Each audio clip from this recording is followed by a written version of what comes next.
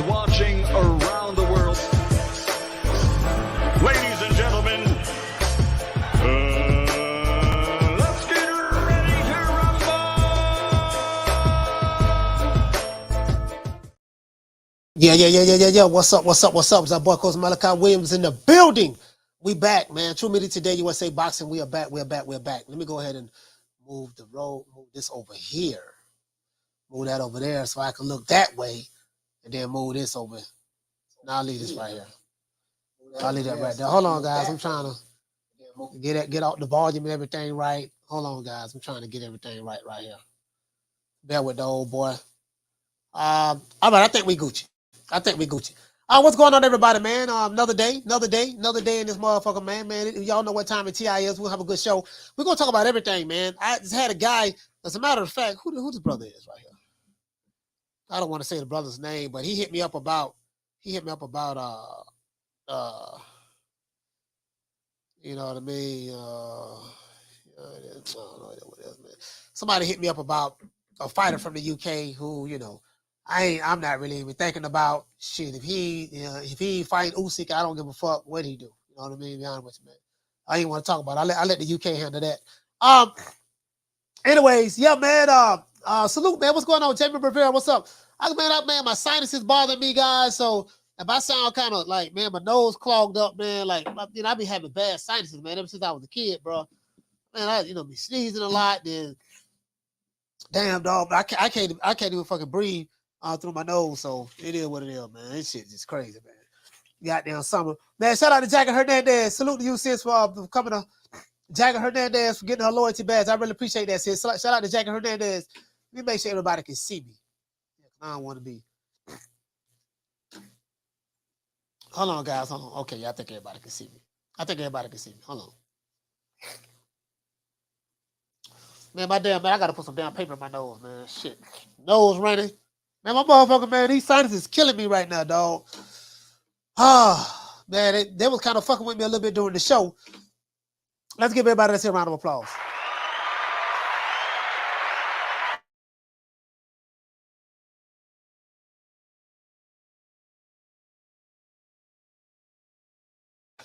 Yeah, I had to blow my damn nose, man. My damn sinuses is fucking with me heavy, man. I'm gonna have to put this paper in my nose. That's what I'm gonna have to do. Just do the damn show. Sorry about that. Just do the damn show. Just do the damn show with paper in my nose. Fuck it. That's what it's gonna be. Shout out to Big SARS. What's going on, baby boy? What's happening? I was looking at an article. I was checking the article out, man. I was checking the article out by Errol Spence. And I want to discuss Shakur Stevenson as well. Shakur Stevenson, also him and his Devin Haney situation. I explained that what's going on in the video that I dropped today. I'm going to re-explain my position on the show, right? So we're going to talk about that as well. The Devin Haney fans versus the Shakur Stevenson fans.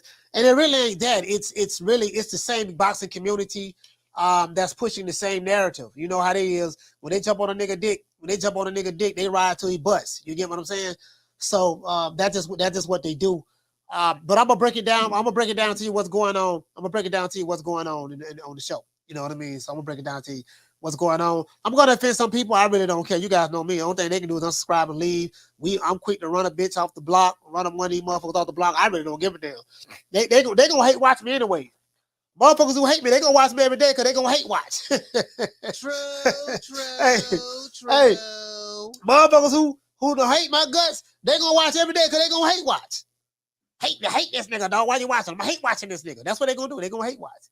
So I can count on them. You know what I mean? They lead us. I can count on them. You know what I mean? So, shout out to Passion for Beauty. What did say? You said, well, Connor. What did say, sis? She said, well, Connor got Fury thinking he conquered the world by beating Wilder. Hey, man, he mess around, man. He mess around and beat Wilder. But let me tell you something, bro. Lord have mercy. Listen, do you know the crazy part? I lost $200 on that fight, though, Passion for Beauty. I lost $200 because I bet it on Wilder. I was like, man, Wilder finna kill him. Man, Wilder finna beat shit out of motherfucking Fury, man. When Wilder was saying, Fury said, I'm going to knock him out this time. This time I'm going to knock him out. I'm going to steamroll right over him. I'm going to knock him out. So when Fury was saying that in the build-up, to the Tyson Fury Wilder second fight, Wilder was like, who you gonna knock out? When have you ever knocked out somebody? When have you ever knocked out anybody? You get what I'm saying? I don't fault you already. You got pillow fists. You got, hey, hello. He say, my damn nose right. He say, we don't did this already. You got pillow fists. You got pillow fists. We did this already, right? He said they got pillow fists and all that stuff there. You say you're going to knock me out. I don't believe you. When you said you're going to knock me out, that's what he said. He said, we don't believe you. He said, oh, that's it. Hey, Wilder had me hyped too. I'm like, shit, but we for the knock. Hey, we for the knock doggone Tyson Fury out. Boy, hush, man, motherfucker Fury came through that mug, and what card ain't been the same. Hold on, I had to put the paper in my nose. Hey, doggone McCartney ain't been the same, boy. True. They ain't been the same, boy. So they tried to. It took them a while. Listen, I saw niggas doing lives. They was crying. They was crying. Niggas were like, boo-hoo, crying. I'm like, damn, dog, you ain't crying like that. I'm talking about they had snot coming out their nose. I see, listen, I saw two content creators, Fang down and she go, they bottom lip was trembling. Shout out to BDA. BDA did a good job on collecting that information. Man, hey, the bottom lip, his bottom lip was trembling. I'm talking about his bottom lip was shaking like a leaf in the middle of a hurricane. True. Hey, true. you know a nigga holding back tears when his bottom lip trembling and his eyes go to welling up with water. His eyes go to welling up with water. Like, God damn, like nigga. I was like, damn, this nigga cry. These niggas in their 40s and 50s. Well, I was like, God damn, I ain't never seen a nigga cry. Well, these niggas in their 40s and 50s, boy. I was like, God, why these niggas crying like that? Bottom lip trembling. One nigga had, she go have his shades on. He got some heart. He got some heart. He got some heart. His lip was trembling. I say, damn, both of these niggas they're crying. Like some shit. Who cried niggas in their 40s and 50s? Oh, my king from Samuda's gone. I can't believe it. I can't believe he did it. He knocked him out. Yeah, he got knocked out, dog. Yeah. True. I lost my $200. You know how tight I am. I'm like, man, I'm tight with money, boy. I'm like, man, shit, God, tight with money, man. Shit, when it comes to money, man, I don't like blowing no money, bro. I don't. You know what I mean? Lost $200. I said, damn, boy, how he did that? I had to go back and look at the film. I was like, oh, that's how he did it. Hey, let's get into the show, man. Hey, guys, the $1 million question is this, right? Is Canelo making a costly mistake, right? With Jermell Charlo. I'm gonna tell you exactly what I mean with that. There's a lot of chatter I'm hearing as well as about the C word. I don't like talking about the C word. As a matter of fact, this actual boxing community, they make it not want to talk about several fighters. It's just some fighters you just don't want to talk to. He said, why was he crying, coach? Oh, he was crying because Wilder got knocked out. Both of them, they was crying because Wilder got knocked out. Niggas was crying like, bro, I thought somebody had no died or something. Like it was a funeral. None of them looking sad, lip trembling. You get what I'm saying? Man, okay, on Black History Month too. Black History Month, so it is what it is. Now,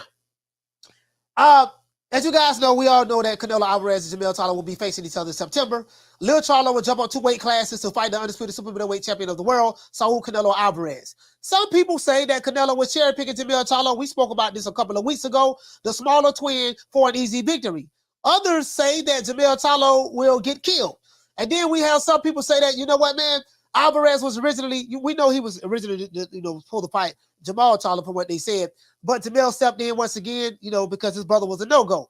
Many pundits believe immediately, that they kind of like build Canelo as a weight bully. But if you look at the measurables a little bit closer, Charlo has considerably the physical advantage, right? So this is what's going on. What's my main man name? What the guy named Errol Spence? Errol Spence Jr.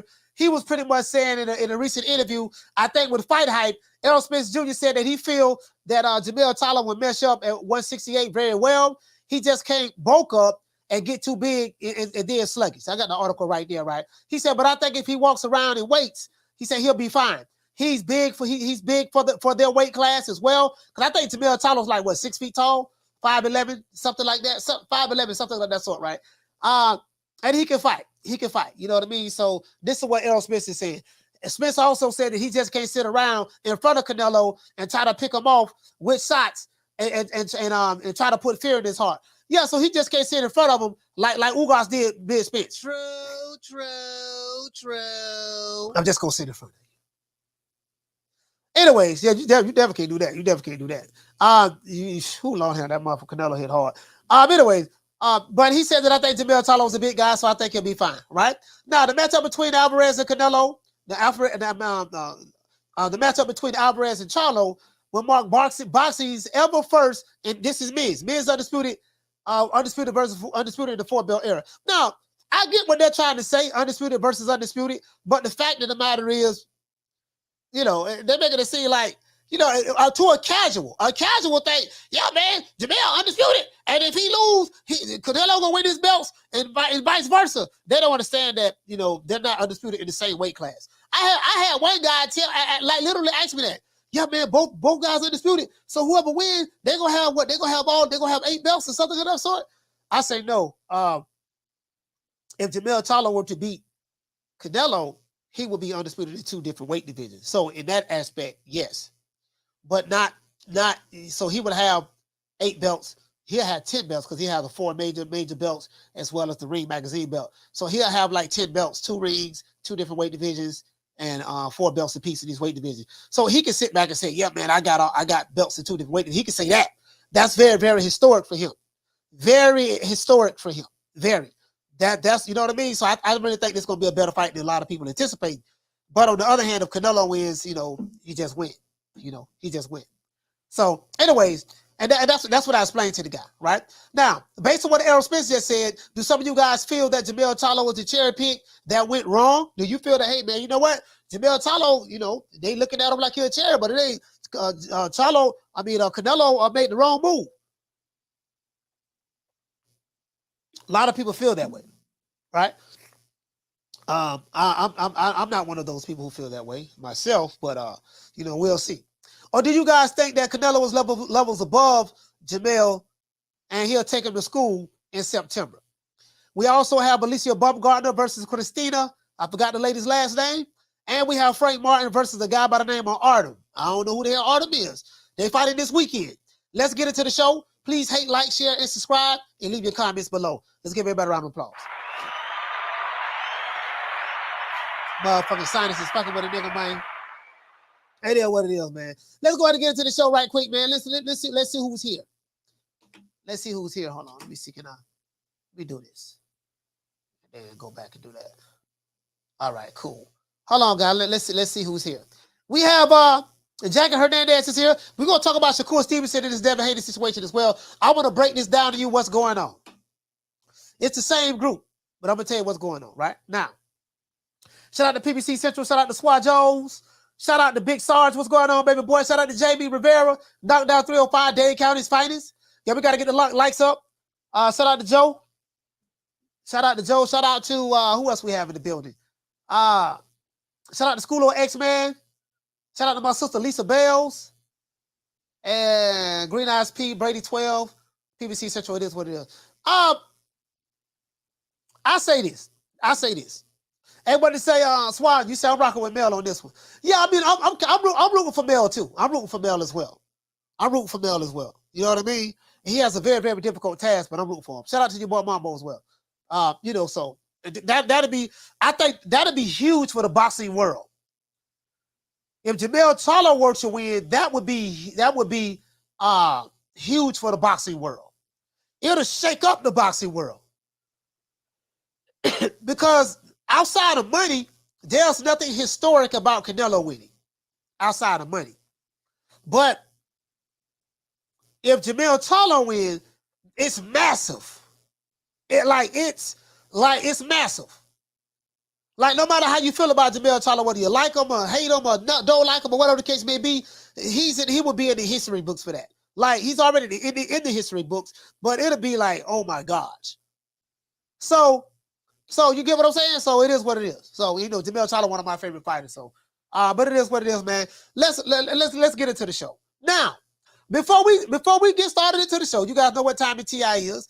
We always got to say all praises due to the Most High, the Most Exalted, according to the Alphabet Boys and their slow-ass subscribers, Mr. Al Haney. Well, you know, I guess I got to be like everybody else and saying Al Heyman. I can quit my job now, baby. 6 figures, baby. You feel me? But a name. Do you have a name? Oh, nah, I ain't got no name, you know. Name them names, man. They know who they is. Name them names, please. The names need to be named. They know who they is. The Mexican monster. Shout out to Shadow Ghost. Shout out to Shadow Ghost. My thing is, man, what I like about Canelo is a vicious body puncher. I'm surprised he don't have more knockouts to the body. You get what I'm saying? Knockouts to the body. I'm surprised he don't have more knockouts to the body. He's a vicious body puncher.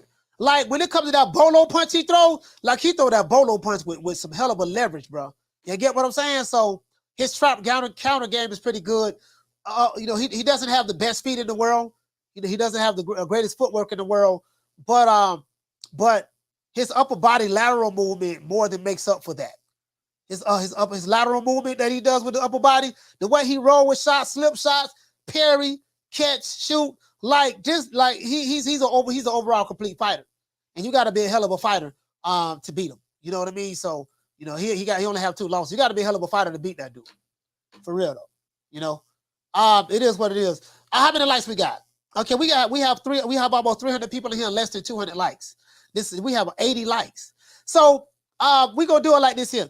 Anybody that's hate watching the show right now, if you are a hater and you hate watching the show, you can't stand my guts, but guess what? You watch me every goddamn day. This is how I feel about you. Riley, get him. Look, fuck you.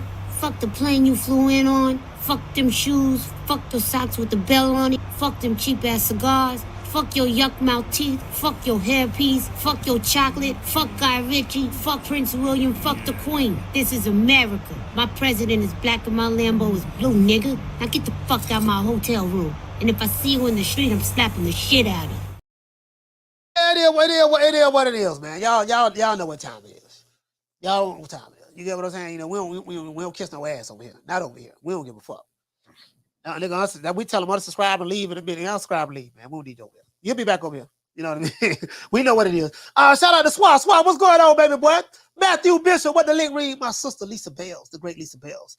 I want to say, Rob, yo, he say flat foot duck man Canelo going to get cooked. Okay. Flat foot duck man Canelo gonna get cooked. All right. Hey, you know what? Do I need to change my number to the Hate Canelo hotline today? Because every shout out to what's the Easy Ball. He said, "What's up with your Easy Ball?" You know, every time I don't like calling them. I like to call them the C word. Because the C word is a blasphemous word over here.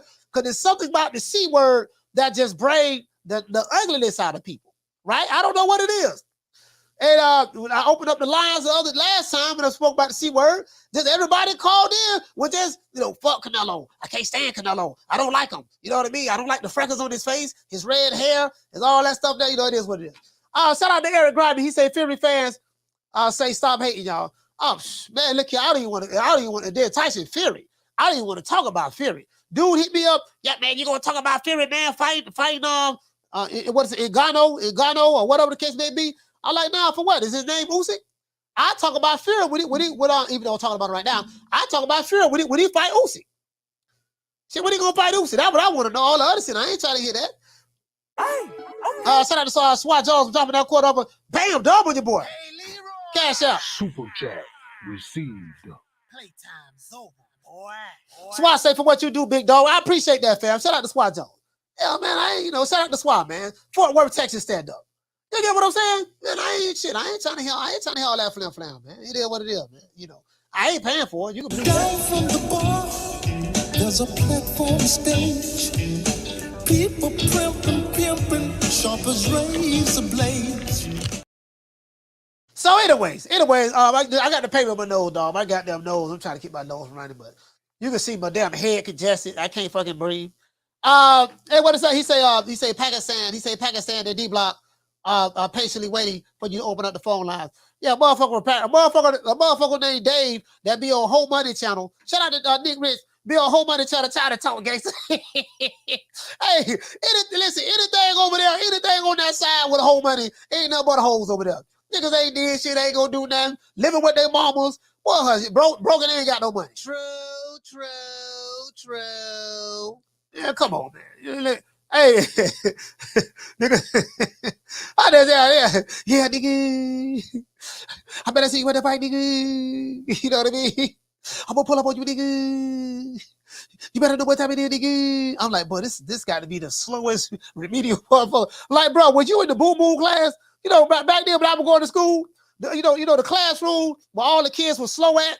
Shout out to the kids that were slow. But the kid that was slow at, we used to call that, some of the dudes who was kind of remedial, they had boom. They had the boom boom class. We used to call it the boom boom, right? Yeah, he hit the boom. He got boom boom class. Boom boom classes were like the easy classes, right? You wasn't in the normal class with everybody else. You was in a special learning type class. You know, you didn't get the like you had like high school math level, and then you had boom boom math level. And so what's going on online is with the alphabet boys and the Seagulls and the Fagnons and the Doodle Browns and the whole monies, especially the whole monies. You know what's going on online is you got a bunch of the remedial guys in there, right? Boom boom, they came from the boom boom class, right? So now they older, they in their 20s and 30s, and they still got the boom boom in them. They ain't evolved for boom boom. So that's what you got online that be running around. Some of the boom boom, a lot of the boom booms are pro-black. They so-called pro-black. Some of the dumbest motherfuckers you ever want to be being the so-called the conscious community. True. Bro, some of the dumbest niggas you ever want to be, dumbest niggas and women, you ever want to be come out of the conscious community.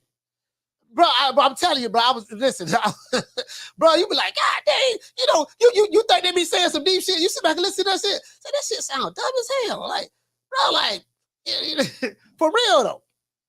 Man, conscious community motherfuckers, some of the dumbest motherfuckers I ever seen, bro. And then you got the Pookie Ray Ray Laquita Shaniquas, out the streets. They real dumb. Dumb as there was a box of rocks. You know what I mean? Like, for real, though. Nigga tell on themselves and say, man, somebody snitched on me. I know who snitched on you. Who? Nigga, you. True. These the nigga that be telling on themselves on the internet. They'll make a rap song. Yeah, nigga, I'm tired of telling you, that me and my homeboy AK-47, we shot Man last week on 8th and Cherry Street. Right on the corner under the stop sign. Man hit him with the chopper, you know what I mean? And I hit him with the 9 milli 4 times in the head. I had on all black with my all black Reeboks that I still have right now in my mama's house. You know what I mean? And I'm wearing the Reeboks right now, right now while I'm shooting this video. Like, nigga don't gave a whole description, told on himself, told on the crew, told with a gun that all that stuff there trying to be gangster. And then when the police come, I'm like, man, somebody snitched on me. True. You can't make this shit up. That's who you argue with online. That's the tough gangster niggas. Nigga ain't never been in jail before in your life. Nigga, you ain't never had a parking ticket before. The only time you gangster is when you online playing what they call that Grand Theft Auto, GTA. That's the only time you gangster when you playing Grand Theft Auto. That's the gangsterest thing about you. You get what I'm saying? So anyway, let's get into the show. How many likes we got? We need 80 more likes, man. We need 80 more likes, man. Listen, how you gonna niggas explain that? We must internalize the flatulation of the matter by transmitting the effervescence of the Indonesian proximity in order to further segregate, to preclude on the issue of world domination would only circumsize the revelation that reflects the aphrodisiac symptoms which now perpetrates the Jericho's activation. Yeah, them niggas hate me with a passion, but they hate watch me, though. I hate that nigga, dog, but that nigga come on that 3, dog. He coming on that 3? Yeah, dog, he coming on that 3, dog. I hate that nigga. I swear to God, I hate that nigga, dog. So why you gonna watch him? I just hate watching him. You know what I mean? Just be hate watching. That's all they do. Hate. That's about it, man. Nigga ain't never, this was online. Look, I don't study these dudes. The 2.5 years I've been doing this, I don't study these dudes because I got a background in marketing. So you have to study your audience. So I studied the audiences. Shout out to my sister Nick Rich. It's like, man, these dudes kind of remedial and slow. Like you can tell some of these dudes on Ritalin, and all that stuff there. And it's like, yeah, that nigga slow dog. And then they got these old crescent niggas who they following. They got some old crescents. The old crescents on Ritalin too. You know, they be like, yeah, but what he said was deep. You do know he ain't said nothing, right? Hey, you do know he ain't said nothing. No, that was deep what he said. That was deep what he said. What he said? He said 1 + 1 = 2. I told you that dude's smart, boy. True. He's a mathematician. He's a mathematician, huh? Shout out to Swat Zone. You say detective's job be so easy these days, man. Hey, Swat, check this out, fam. Boy, you said some of the truest stuff right there. Listen, I read an article. Local police departments say, man, that some of their job, especially the FBI, some of their job is real easy nowadays. Dudes tell on themselves. You get what I'm saying? You know, shit, we ain't know nothing about this body right here. He said, Lil AK had a Uzi that night when he shot Man. You get what I'm saying? Hold on, I got my damn nose running to gear. He said Pookie. Pookie said, Lil Man. He had a Uzi that night. He didn't have a chopper. He told everything. Now, as it relates to once again, we got a lot to talk about. Let's do this. Because we ain't got the lights up yet. So when we get the lights up, when we get the lights to 200, we need 60 more lights. Well, I'll go ahead and drop the phone line. So, here it go right here. I want to show you guys something. Of course, this is the article. This is the article that hold on. Let me move this over here too. Because I have 2 articles right here. So let's do this. Because I want to pivot. I want to pivot into Shakur Stevenson and Devin Haney. I'm going to pivot. I'm going to pivot into that. Shakur and Dev. As a matter of fact, hold on, I didn't share. Let me share this. Share screen. Let me share the screen with you guys right quick, so you guys can see what I'm talking about. Fuck it, man. Sinuses, man. Fuck my allergies. Spence on Canelo Charlo. He said Jermell would be more energetic at 168 pounds. He's big. He'll be fine. So this is for the people who feel like that. You know, the content creators feel like, yeah, man, you know, Jermell Charlo's being cherry picked. You know, Canelo's the bigger fighter, yada, yada, yada, yada, yada. Well, you know, on the other side, no one is saying that. You know, Errol Spence is not saying that about Jermell. He said Jermell will be more energetic, 14 pounds more. A lot of people feel that he has a great chance to beat Canelo Alvarez. And if he does, this would be huge. This would be huge for him. You get what I'm saying? So, but again, I say it time and time again, your walk around weight and your fighting weight is 2 different things. You know, if you're not accustomed to fighting at that weight, those muscles, those switch muscles move kind of differently. If you know, if I guess it depends on how he puts the weight on. Like Errol Spence said, he can't bulk up. If he were to bulk up, you know, you know, I think that'd be a bad move if he were to bulk up. You get what I'm saying? So as long as he don't do that, he might be fine and stuff like that. But nothing can prepare you. You know, just for those shots, like those body shots. And that motherfucker Canelo, he one of the best body punchers I like. I'm gonna tell you another body puncher I like in boxing. I like the way Crawford is an underrated body puncher, but I like Tank. I like the way Tank go to the body as well. I like the way Tank go to the body. Canelo go to the body. Crawford, he's a hell of a body puncher. Errol Spence is more methodical with his body punching. Shit. Who else is the good body puncher? Trying to think. A New Way to Monster. A New Way to Monster is a hell of a body puncher. A New Way to Monster is a hell of a body puncher. Hell of a. Shit. So it's a couple of fighters, man. They're really good body punchers. Really good body punchers. My mind going blank, but anyways.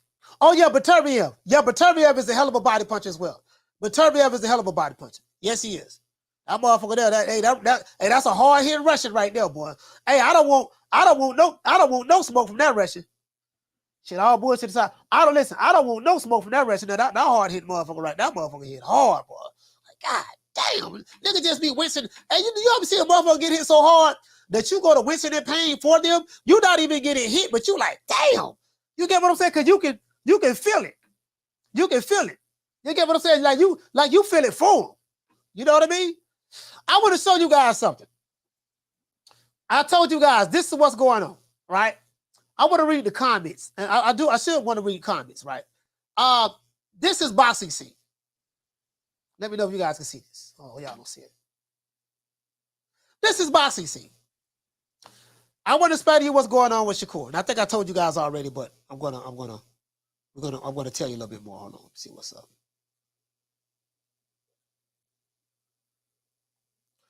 Shout out to Julio Jones. Hey, okay. For dropping that $3 cash app on your boy. Hey, Leroy. Super chat received. Playtime's over, boy. Well, not Julio, Julius Jones. Sorry about that. Julius Jones. He said, y'all FBA. He said, y'all FBA. He said, what did he say? He said, for you and Shakur, ain't no PR. Y'all FBA like me. Shout out to Julio Jones. Hey, shout out to Julio Jones. Yeah, you know what I mean? Yeah, I ain't Puerto Rican. So. Hey, shout out to Julio Jones, man. Hey, but this, bro, I swear, I did not see this coming. Pause. I did not see this Shakur and Haney beef shit coming online. I didn't see that. Pause. That to me, that came out of nowhere. But then when I sit back and think about it, I'm like, you know what? It's the same shit. It's the same Crawford Errol Spence shit going on. I'm going to break this shit down in like 2 minutes. So Shakur Stevenson tired of waiting. This is what Boxing Scene said. He said, Shakur Stevenson and his team, they contacted the WBC to order Devin Haney mandatory fight. Shakur Stevenson is done waiting around for his chance in order to become a 3-division world champion. Boxing Scene has confirmed that Stevenson's team have formally contacted the WBC to call for a mandatory title fight versus undisputed lightweight champion Devin Haney, and with the possibility of an even purse split. So they say, and with the possibility.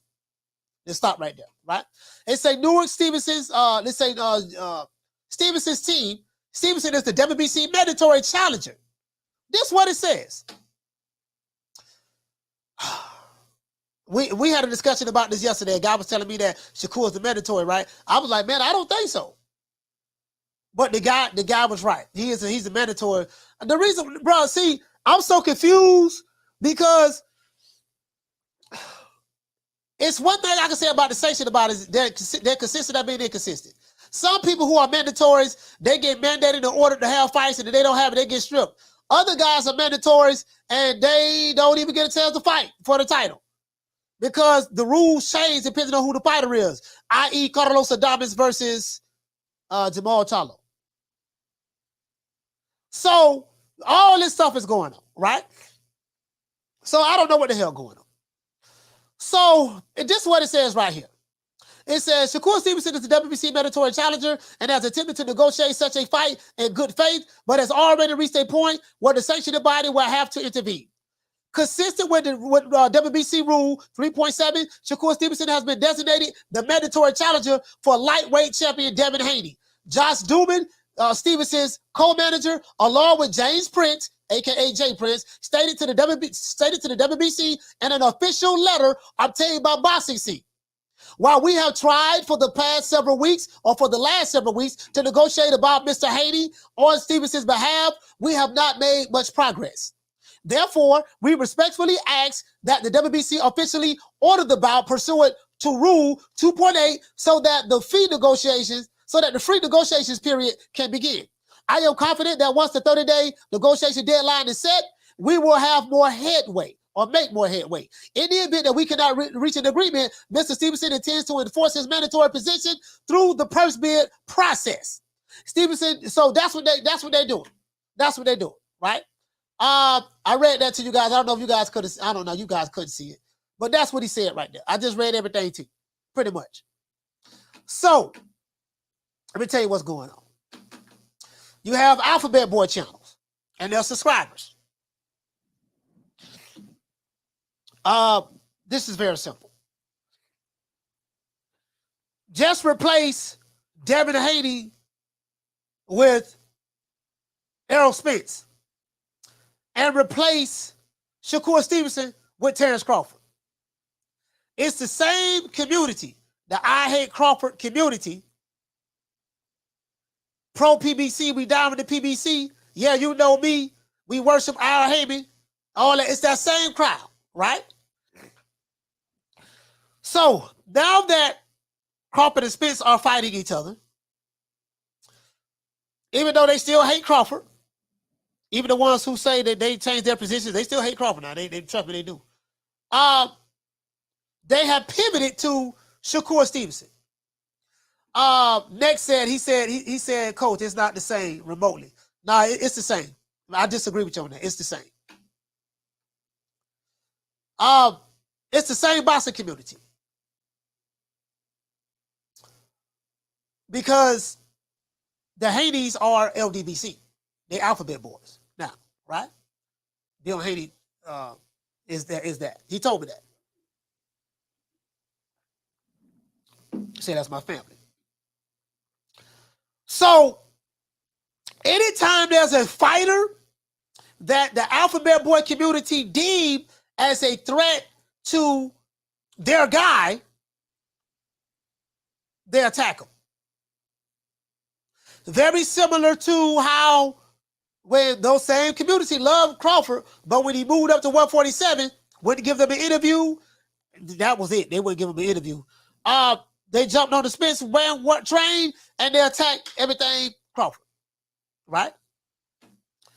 It's the same boxing community. It's the same niggas. It's the same group of niggas. So what Shakur has inherited, he has inherited the spillover hate from Crawford, which is, i.e., the same boxing community. And because they in the bed with Dev now, i.e. Jabba the Hutt, the leader, it's fuck Shakur it's fuck Shakur Stevenson. We gotta attack him. They're gonna call him names like cool. They're gonna call him names like sellout, whatever, this and that. That's what they're gonna call him. And you will know who the communities are because they use alphabet boy talking points. See, I know the language. I study these guys. I know this like the back of my hand. I know the language. It's the same. It's the same thing. It's the same thing, right? So I mean, that's just the reality of the situation. That's what Shakur Stevenson is getting right now.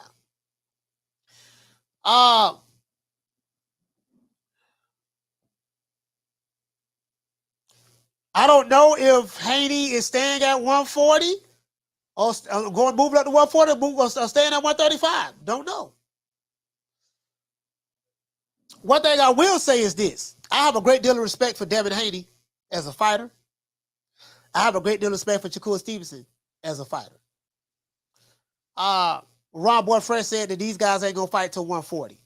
So it is what it is. If they fight at 135, fine. If they fight at 140, fine. I don't give a damn either way. I don't have an emotional attachment to any of these fighters or these boxing communities. I don't. You get what I'm saying? You know, this shit is just entertainment and conversation at the end of the day, and it ain't real to me, to be honest with you. But the reality of the situation is it's the same group of people. That's all it is. It's the same group of people, right? And it is what it is. That's the reality of that. But as a matter of fact, let me go over here. Let me do you one even better. Let me do you one even better. Let's refresh this.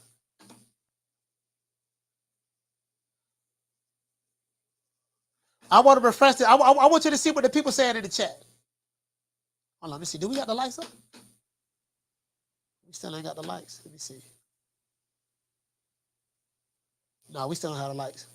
All right, we got almost 400 people in here. Less than 200 likes. So once we get the lights up, man, I'll drop the phone lines. Let me show you this. And this why in our commandments, I say this, as a matter of fact, I need to show the commandments. You know, I say that, man, we love the sport of boxing more than we love an individual fighter. You guys know one of my favorite fighters is Salvador Sanchez, one of the slickest, defensively sound fighters I've ever seen. You know, the little time that I can remember him. One of my uncles, one of his favorite fighters, Samuel Sanchez. Fighters come and go. The sport of boxing is going to be here. Period. Fighters come and go. The sport of boxing is going to always be here. You get what I'm saying? No fighter is bigger than the sport.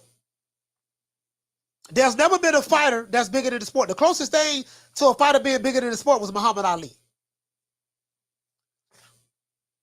Ali was, that's why when people think of boxing, they think of Ali. That's the first thing they think of, right? I ain't talking about the jitterbugs, but I'm saying globally around the world, they think of Ali. That was the closest thing to much like Michael Jordan. When you think of basketball, people say Jordan. Jordan, right? Or in today's era, they'll say LeBron. When Kobe was playing, they say Kobe. You get what I'm saying? So that, but when those guys retire, move on, guess what? The sport will still be here. The sport will still be here, right? So it is what it is. So that's why I say no particular fighter is bigger than the sport. That's why I don't have an overwhelming love for today's fighters like that. Because when they leave, I'm gonna still be watching this shit. When they leave and retire, fighters are pawns on the chessboard. To the power brokers in boxing. They come and they go, right? They come and they go. You get what I'm saying? But let me show you guys this. Let me let you guys see this shit. Let me blow this up right quick. I told y'all can't be getting into arguments with these niggas online. I think the reason why dudes want to argue because they want to convince you of their position. I'm the type of dude, you think what you want to think, fam. I ain't tripping on that. I don't give a fuck about what your position is. My mind is made up. This one I'm at with it, that's it. I'm not going to try to convince you on my position. So Jay Good says he finally did something offline for a change. He could have easily saved the self-embarrassment and did this a long time ago. He stated back in May. Okay. All right. He activated his mandatory, bro. All right. This guy right here says Shakur putting his foot on Haney's neck. All right. This guy right here says, once again, it's you, brother. You are on a mission. All right. He says Shakur's on a mission, huh? All right. He says on a mission, huh? This guy right here, Donovan, says, genuinely curious. He said, other than the W and a win column and a payday, why would Haney take this fight before Tank? Well, Tank is in jail. So this guy right here says, so they lied in that video yesterday that says Shakur turned down Haney because he's worth more. Or was that a while ago? Somebody tell Haney to stop ducking smoke and get in the ring. So people are all over the place. He said Haney offered him the same money that this mandatory is for, Goofy. Like, how does he know that? How did this guy know that? You get what I'm saying? This guy right here say he can get a bigger split like Crawford versus Porter, 60-40. So he might receive 35-65 split. I think that's fair enough. So this guy trying to figure out what the split's gonna be and all this stuff. This the same shit. Same thing going on. Same thing, right? Hey, Swap, you can't be arguing with these dudes.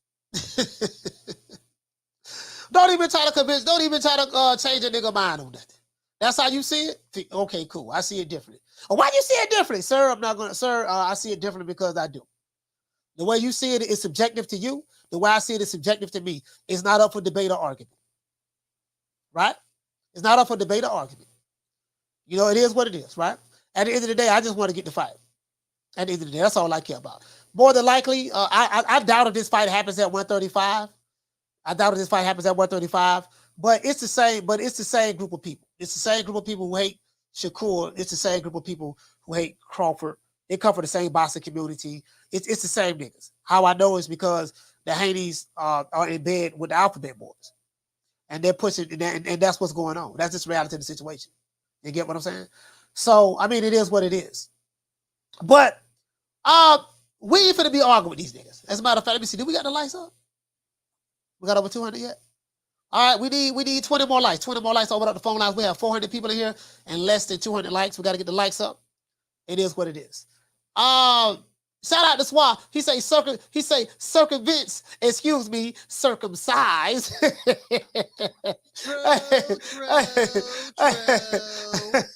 Hey man. Hey, motherfucker. Hey, shout out to Latino Perspective.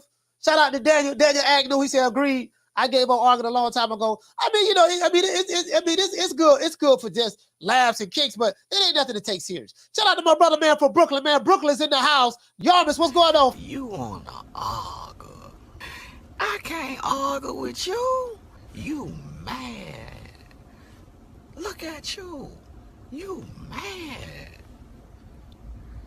I don't get paid to argue with you. Who is you? You ain't nobody. Nigga just wanna, I just wanna, yeah, no, nigga, no, hell no. Man, it's like a woman. I used to date this shit back in the day, right? She always wanted to argue. And so my mama told me, she said, look, don't be arguing with that girl. Just whatever she say, just agree with it and walk out. So I tried it one day, right? I tried it one day. I was like, she just sitting there talking. This bitch getting on my goddamn nerve. Me and her ain't last long. So this bitch getting on my goddamn nerve. And I got a quick fuse. I take off in a heartbeat. I say, man, this bitch getting on my goddamn nerve. Man, I'm tired of this shit. And she stopped talking. I said, you finished? Yeah, I'm finished. And I just walked out. I tried to walk out. Where you going? No, where you going at? Just stop running like a little boy. Stay like a man. Stop running. You need to stay like a man. Be a man. Stay. Like, man, I ain't that. Listen, that weak ass reverse psychology shit, they ain't gonna work on me. Bitch, I'm leaving. True. I'm gonna sit here and argue with you about you want a tongue wrestle. I ain't got time to be tongue wrestle with you. Shit, you get what I'm saying? It is what it is, man. Phone lines finna drop in a minute. Man. It is what it is, man. Y'all know what time. You want to talk some shit? Call me.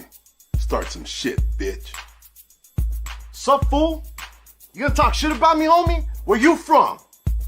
Hundreds of niggas is waiting for your motherfucking call, and they all talking shit about you right now. Call the coach at 530-494-9636. We waiting on your bitch ass. You guys know, man, that True Elite Today USA Boxing, we have the official podcast, you know what I mean, of Team Freeway Boxing, and this show is sponsored by Team Freeway Boxing as well. I will be reading a lot of my sponsors probably before the week is over with. Y'all just bear with me for a moment. It is what it is, man. What's my name?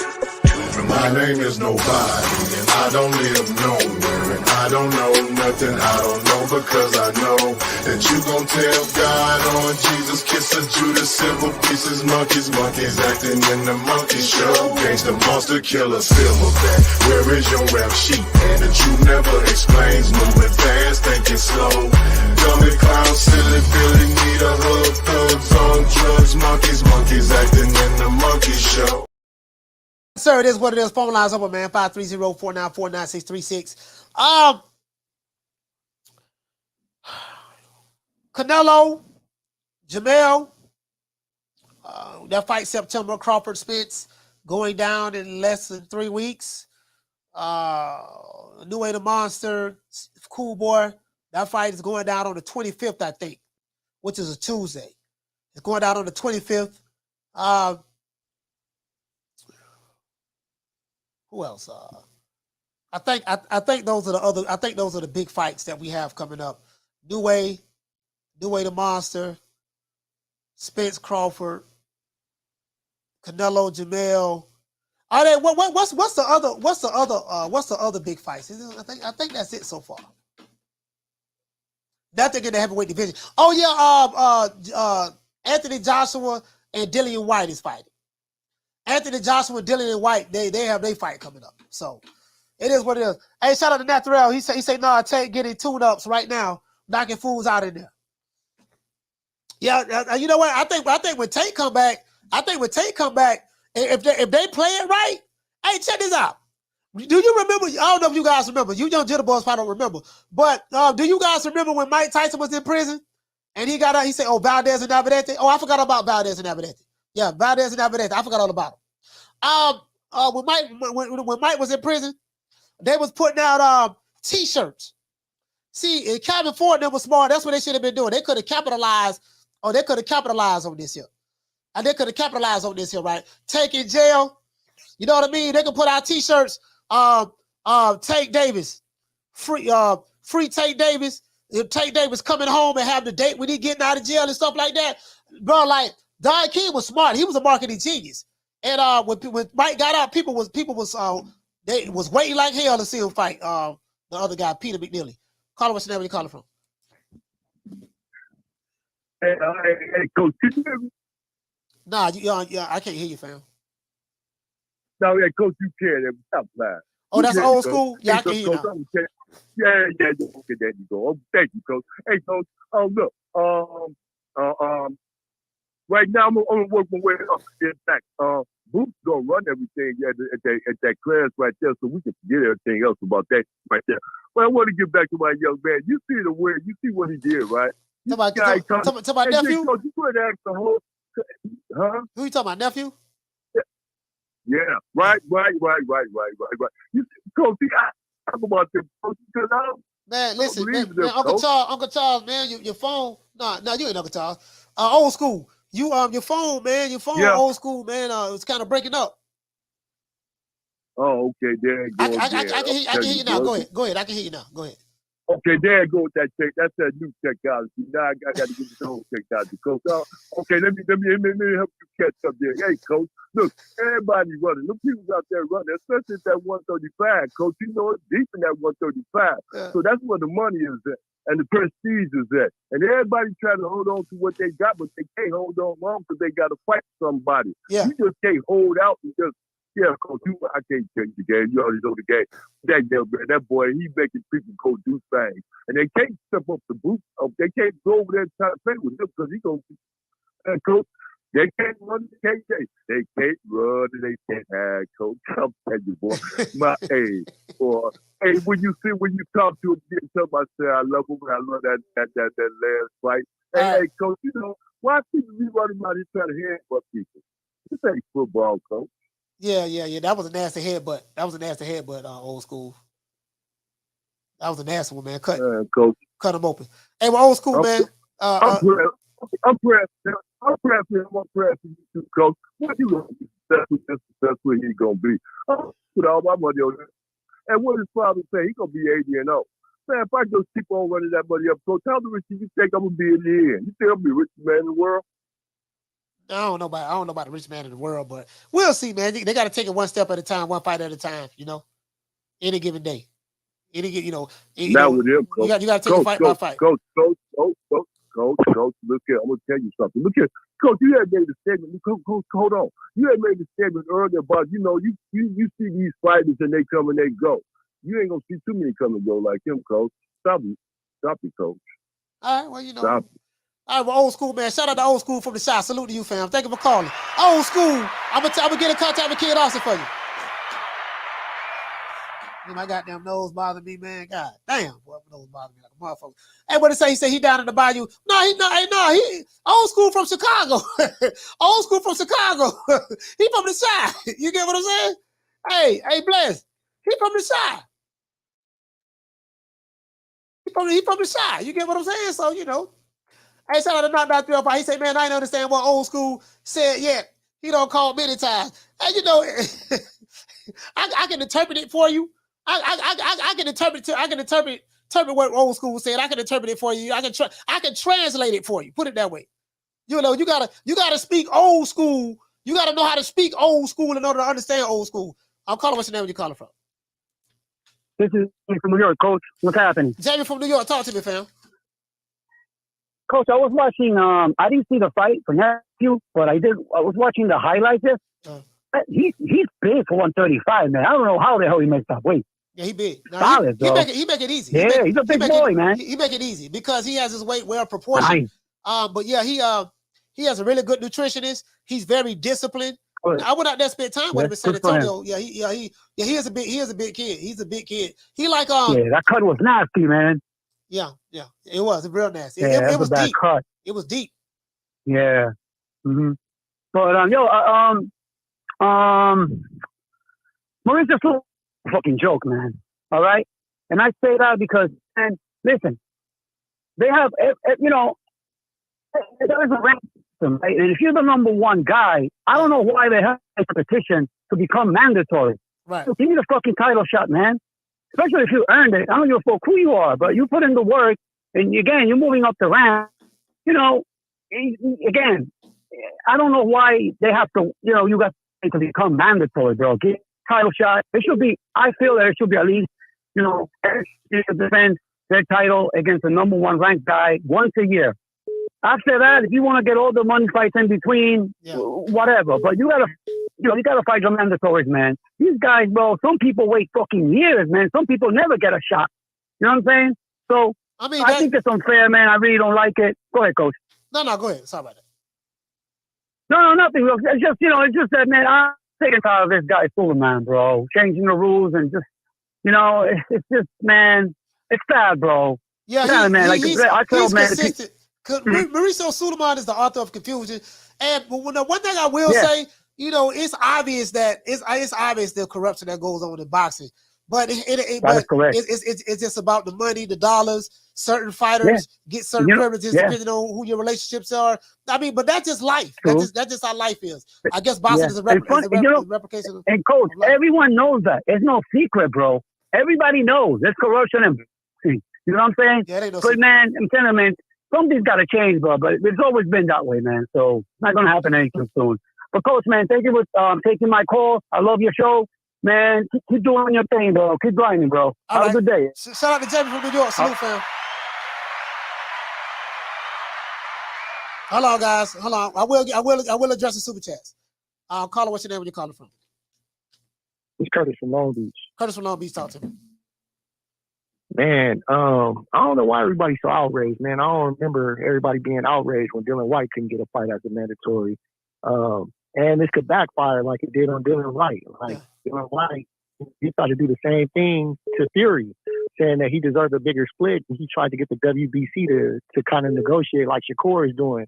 And then they turned around and they gave him a worse split than he had. You know, they gave it 80-20 to Tyson Fury. So it's like, I don't know why y'all happy about this. Like, 80-20.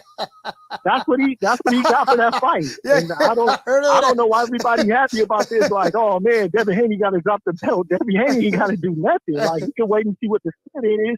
And if the split is, you know, better than what he offered him, he could be like, you gonna take it or you gonna leave it? You know, take it or leave it. Take whatever we give you. Yeah, this is not a good thing. Like, all Shakur is doing is trying to get the WBC to negotiate for him, and it might backfire. So, you know, I don't know why everybody is so happy about this, or, you know, it's all it is just he's trying to get the WBC to negotiate on his behalf and give him a split. But this is something that happens all the time. This is why Ramirez and Prograis didn't fight. Yeah, Ramirez didn't like the split. He felt like, you know, he deserved more than the 70-30. Yeah. And so he didn't take the fight. Like, people must not watch boxing. This happens all the time. Yeah, pretty much. So we'll see what happens. But yeah, I just wanted to comment on that, man. This might backfire, man. They might say 75-25 or 80-20 or, you know, and then what y'all gonna say? Y'all still gonna blame it on Haney? Like, who fought it? So let's see what happens. All right, shout out to Curtis Long Beach, Salute, fam. Hey, you know, well, it's to the benefit of the WBC that Shakur Stevenson, we have ruled, we will grant your mandatory. You are now the official mandatory. You and Devin Haney have to go to negotiations. You have 30 days to come up with a deal or to go to a purse split. And if it go to a purse split, we would like to say that, you know, present you a good split of 90-10.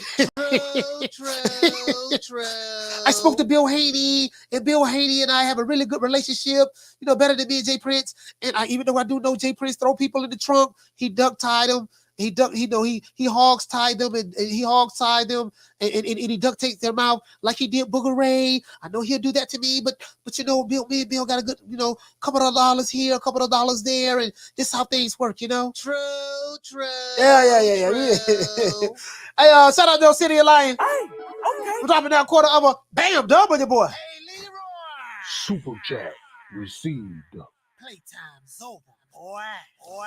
City and Lion say, hold on, we got a call on hold. The City and Lion say, he said Crawford released a photo looking shredded. He said, you think Errol gonna be ready for the fight when he gets done with this fat camp? Yeah, he gonna be ready. I mean, yeah, he gonna be ready. Shit, he get a big check and everything. He gonna be ready. Down from the bar.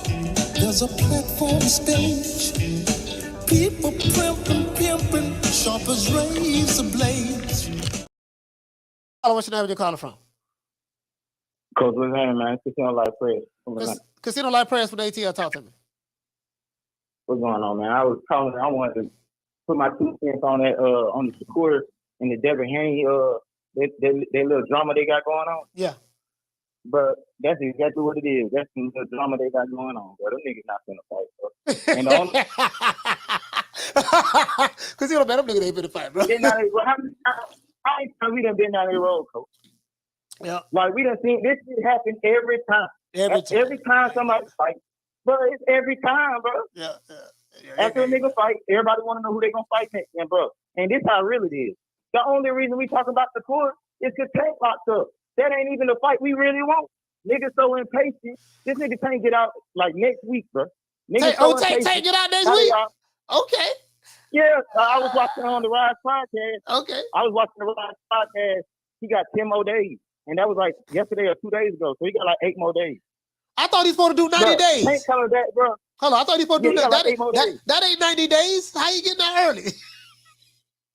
Think about it, bro. Think about how long it's been since he got put on house arrest. Yeah, but no. He got put on house arrest and he went to jail the next week. How is he getting out so fast? Well, see, he must be telling, man. He's telling on somebody. See, brother, you see what I'm saying? Hey, listen. Hey, D-Block gonna call the show. Coach, what up, Coach? Do you see what's going on, Coach? Do you see that black privilege? How is Bobblehead getting out of jail early? If it was me and you, Coach, we'll have to do the entire 90 days. How does he get out? Coach, has he been locked up 30 days yet? Has he been locked up 30 days? D-Block gonna call him. He gonna be trying to pull up the nigga paperwork. Like, no, hell no, I gotta see his paperwork. Yeah, we gotta have a paperwork party. You think Tate snitching? Man, hell no, man. Who you gonna snitch on? Who you gonna pull on? The nigga snitching, dog. The nigga got out early. They gave him 90 days. He ain't do but 30. I'm telling you, dog, the man snitching. He told him. Man, that shit don't even matter when it comes to Tank. All that matter that comes to Tank is him boxing, man. We don't give a damn about his criminal record, man. I wish the nigga never had to go. Yeah, I'm just saying. Let me finish my point, though. Let me finish my point, though. Yeah. I was basically saying, like, bro, all this going back and forth about Shakur and Haney, bro, just hold your breath. Don't even talk about that shit. Don't even entertain that shit, bro. That shit not finna happen. When Tank come home, nobody gonna be talking about Shakur no more, bro. That's just what it is. Like, we so bored. We just need some shit to talk about, bro. Come on, man. Are they gonna be talking about Devin Haney? Because they probably won't. You think they be talking about? That's who they keep talking about right now. Every time I see Tank count, they talking about Devin Haney. You know what I'm saying? Okay. That's what they talking about. They want that smoke. And now Devin Haney talking about Shakur and shit.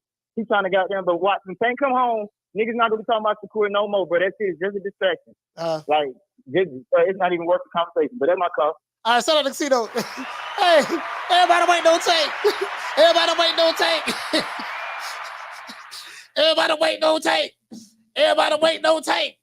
Everybody wait no Tank. That's in the devil. Hey, wait. Hey, listen. As soon as Tank come on, they're gonna be jigging, boy.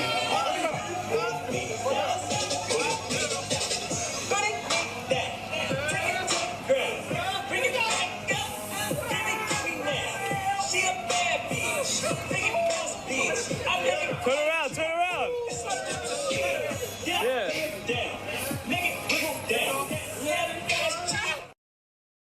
They hitting it right now, people. they go back there with picking sides. Hey, listen, we need to know. Hey, that's a Tank Davis hater. That's a Tank Davis hater right now. He is upset. Wait a minute. Am I hearing this correctly? Somebody explain to me. How did Tank Davis, how is he getting out early before 90 days? Somebody explain this to me. We need to see his paperwork. we need to see his paperwork. You know, the feds, they have something called a paperwork party. paperwork part is when you go to the feds, you gotta, people want to know if you snitch or not. So you gotta show your paperwork so people know whether you're a snitch or not, right? So then there's what I call a paperwork party, right? We need a paperwork party. We need to know. I need to understand, right? How does a Tank Davis hater right now? 38 hot, madder than a bitch. You trying to he getting out before 90 days? How did he do that? No, man. No. Don't, no, man. It ain't no way he supposed to be getting out for 90 days. Dog, he told on somebody, man. I'm trying to tell you, hey, dude, you do know the dude ain't had number 90 days. Really ain't nobody snitch off for 90 days. And you do get game time. In jail.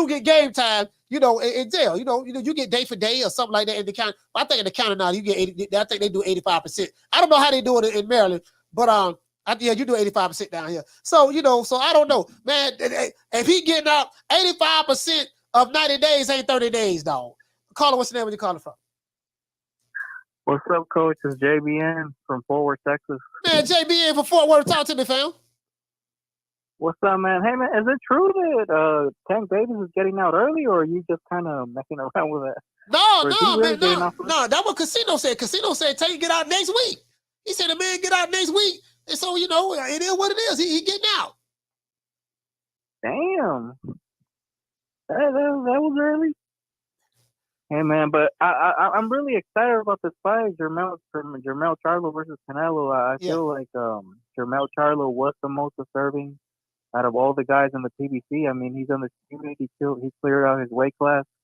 And, I mean, physically, obviously, it's not like when Errol Spence fought Mikey Garcia, where Mikey Garcia was like, you could see that he was a shorter, smaller, more literal, more smaller fighter. Jermell Charlo, you see him next to Canelo, and you're gonna see that he is a bigger guy. Just knows how to cut the weight to make 154. Yeah. So I feel like it'll be a good. You feel like it'll be a what? Charlo being more of a threat. I see Jermell Charlo being more of a threat than John Ryder, and hey, John Ryder is a consensus number 2, number 3, 168 pounders. Okay. So, I got you. All right. Who do you have in that fight, Coach? What? Do you think Jermell Charlo will give a good fight? Yeah, I think he's gonna give a real good fight. I mean, I'm pulling for him. I mean, I'm definitely pulling for him. If Canelo wins, then we know Canelo is expected to win. We know what the narrative is going to be. Canelo is too big. He's a weight bully. He beat the smaller guy. That's going to be the narrative. And then Canelo, if he wins, he really won't. That's what it's going to be. But Jermell Charlo, he has an opportunity to do something great if he's able to win this fight.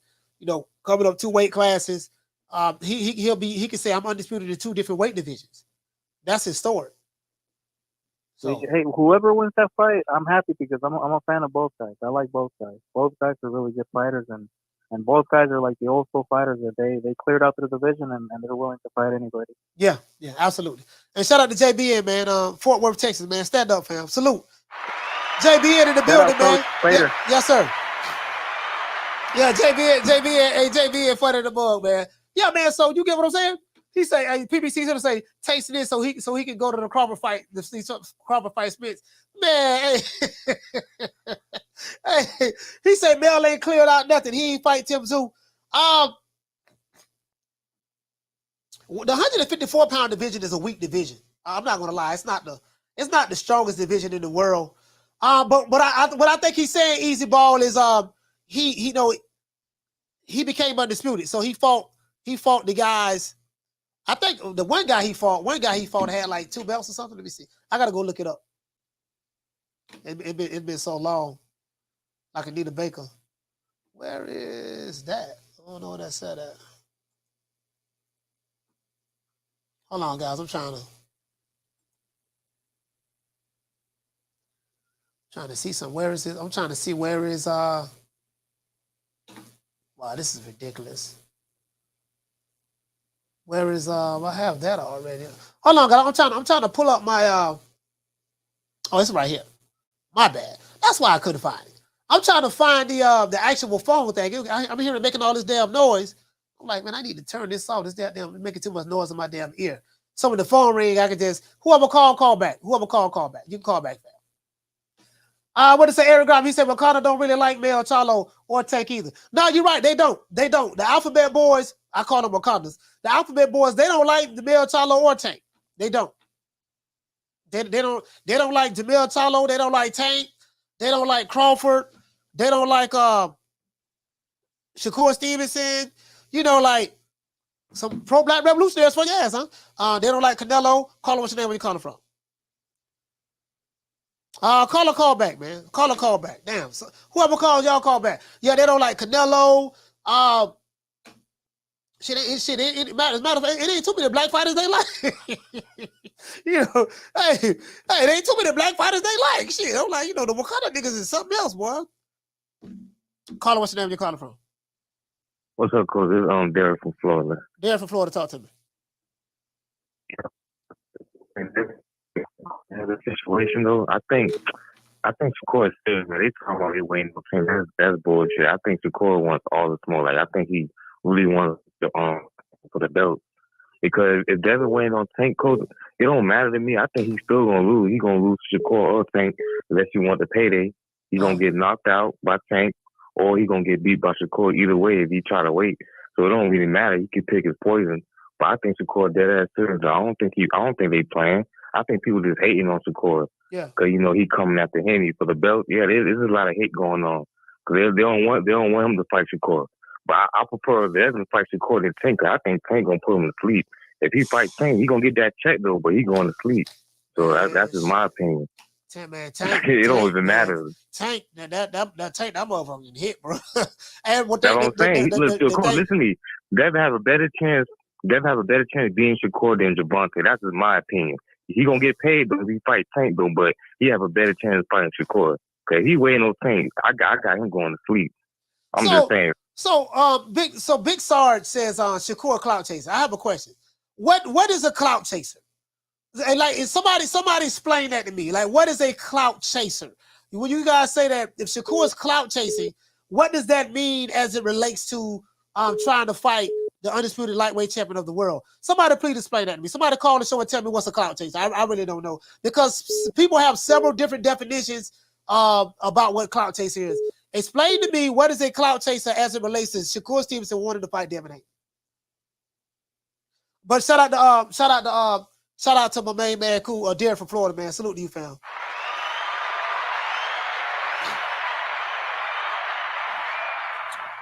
Please explain that to me. I want somebody to explain it. Shout out to Big Star. He said Shakur could have activated the mandatory a month ago. Somebody please explain to me clout chasing. Melvin say he looking for attention. So you are of the opinion that Shakur Stevenson don't want to fight Devin Haney. He just want attention. Okay. All right. All right. So Shakur don't want to fight Devin Haney. He just want the attention. All right. I seriously don't believe that. I'm calling. What's your name? Where you calling from? It's Squad Jones, the forward coach. Hey, Squad, talk to me, fam. Man, we gonna crank this thing up real quick. What's happening first and foremost? You know what I'm saying? But you know what, man? I'm pumped. Man, I'm too pumped about this Mill versus Canelo. Yeah, you know what I mean? Man. Me too, man. I mean, because pretty much with the old fighters like Shakur, Tank. I mean that same shit been going on for about a couple months now. You know what I mean? But with this Mel and Canelo, man, I think this one right here is gonna be one a lot of people tune in. I think once they get closer, both sides gonna be tuned in. You got Canelo fans. And I don't even want to make it a race thing, but everybody gonna be in tune to this one. And the thing is, the storyline behind it with Mel being coming up, Canelo putting it on the line. The storyline gonna be there. People, I'm definitely buying. They gonna make money. And the thing is. Yeah. Man, I don't know if I've been this more excited about watching an underdog. I can't even remember. Like, if he wins, that's gonna put him in a whole nother. That's gonna be historic. Yeah, when I think about it, that's gonna be. Shout out to my sister Nick Rich. That's gonna be historic if he wins. Undisputed in 2 different weight divisions at the same damn time. man, like who doing that? Where they do that at? Who doing that? You know what I mean? And that's the thing. Like, and I'm with you, Coach, man. as a boxing fan, you can't do nothing but lick your chops when you see this, man. Because even in Vegas, it's about to be popping. Like, this is on both sides going to be exciting, in my opinion. Yeah. Yeah. Either way it go, we get to fight. That'll be a mega fight. And then once Tank get out of jail, they say he getting out. Hey, Swab, before I let you go, I gotta ask you this one question. Yeah. Do you think Tank is snitching? Well, I think he's snitching. Yeah. Like how did he get out of jail so fast? He got sentenced to 90 days, and he's getting out early. We need to investigate. hey, that's a Tank Davis hater right now. He got his Inspector Gadget hat on.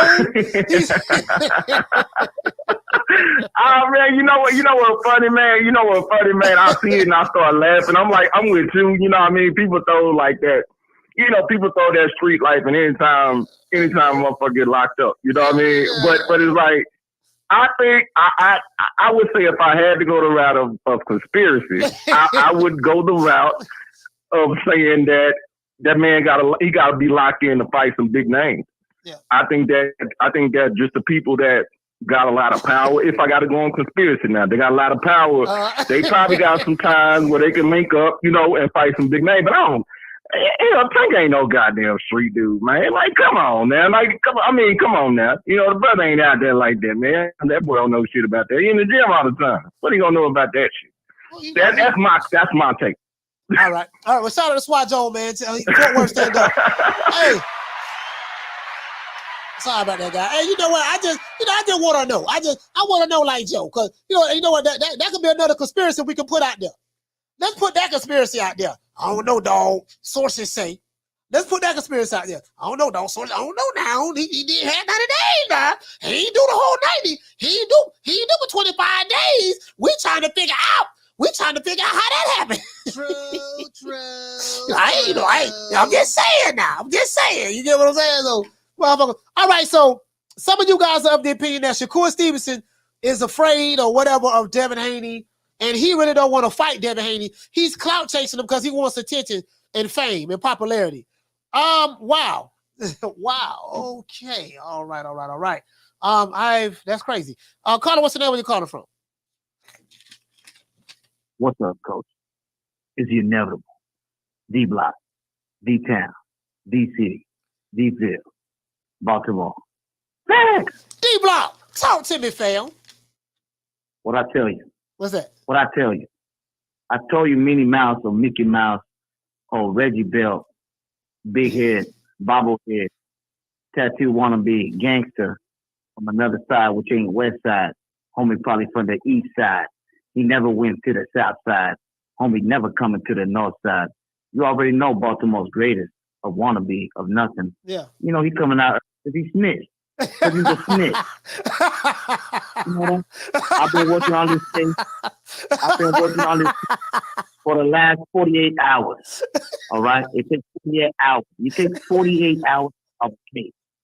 And that's facts. And I'm telling everybody right now, all the way from Thuggin D County, Baltimore's royalist, he knows what I'm talking about. This boy, flamboyant, he want to put on back the purses, the mink coat. He want to be in the stilettos. We already know he want to get back to his real life for what he is. All right? He's the new generation of a man, which at the end of the day, it ain't nothing but sorry-ass plan. So, Coach, we here today to expose Baltimore, to let them know that the true son that came to bring him out, Coach. Yeah. He's a snitch. Right? He's a snitch. He's out. He's gonna get out early, Coach. You know what happened, man. He probably did some good jobs that night. You know, he probably worked the load. You know what I mean? He had his inmate. You know, he was probably a good inmate, Coach. You know, he did his deeds. Stayed with his rubber duckies. Ran around with his fellas. Dance around for the partners. You know how it is, Coach. Lollipop. Who can I be with? You know, that was Tank Davis all night, Coach. Yeah. He did a good job. What you got to say with that? Hey, man. Hey, D-Block, you know, so you are of the opinion that Tank Davis had to, say a couple of things in order to get out early? He did a couple of more things, too. You know, like I said, homie, swing to the left, swing to the right. But he knew where to, you know how that go, Coach. Not you, But you know, pause. I don't know how it go. I'm being real with it, Coach. I mean, I don't know how it go. Coach. Tank Davis, the meanest, wanna be. He ain't never be. You already know. You tap him in the butt and he gonna be shaking it. No, you Coach. You know videos. You know what he about, man. He ain't a real man. In Baltimore, you don't shake down that's too. I mean, but you know who I am. When I'm talking about Tank Davis, I come with facts. Your boy got that. You know, he missed the limelight. He got mad at Shakur and Haney got the light. He want to come out early because he had to do an extra hand job. I mean, my bad, extra job. Yeah, you know. So what you got to say with that, Coach? Man, I ain't got nothing to say. I ain't got nothing to say. Hey, you got everybody. You got everybody in Maryland County. Boy, they got a hit out. They got a hit out on you right now. That's okay. I'm ready. My people ready for it too, Coach. You come to defense. Because believe me, if I step, I'm Baltimore. Ain't nobody. I'm gonna be untouchable. Because you know what? It's inevitable. D-Block, D-Town. D-Block, man. Hey, D-Block. Hey, I knew D-Block. But God damn, boy, D-Block he hate Tank Davis, boy. I don't know nobody who hate Tank more than D-Block. Press 1. Hello. To send a voicemail, press 2. Caller, what's your name? Where you calling from? David from Atlanta. What's your name is, fam? David from Atlanta. David from ATL. Talk to me. I got you. Hey, you just asked me, did Tank snitch?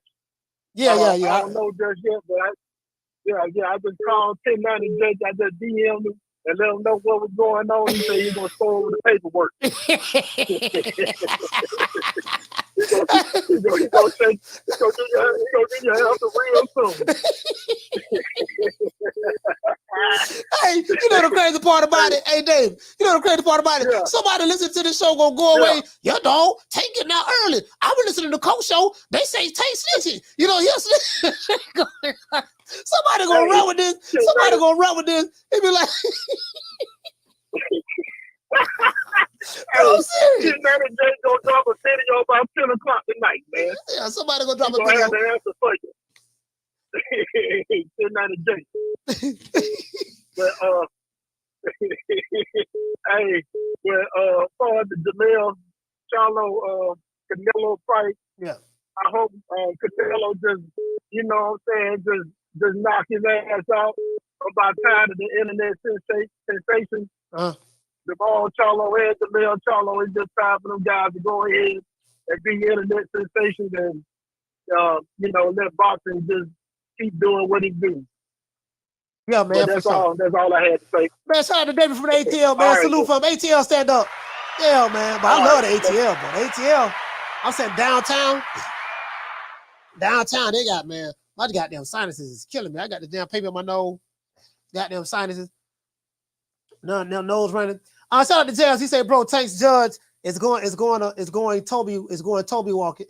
be walking around in all signed Tank gear and will be front row at his next fight. Watch.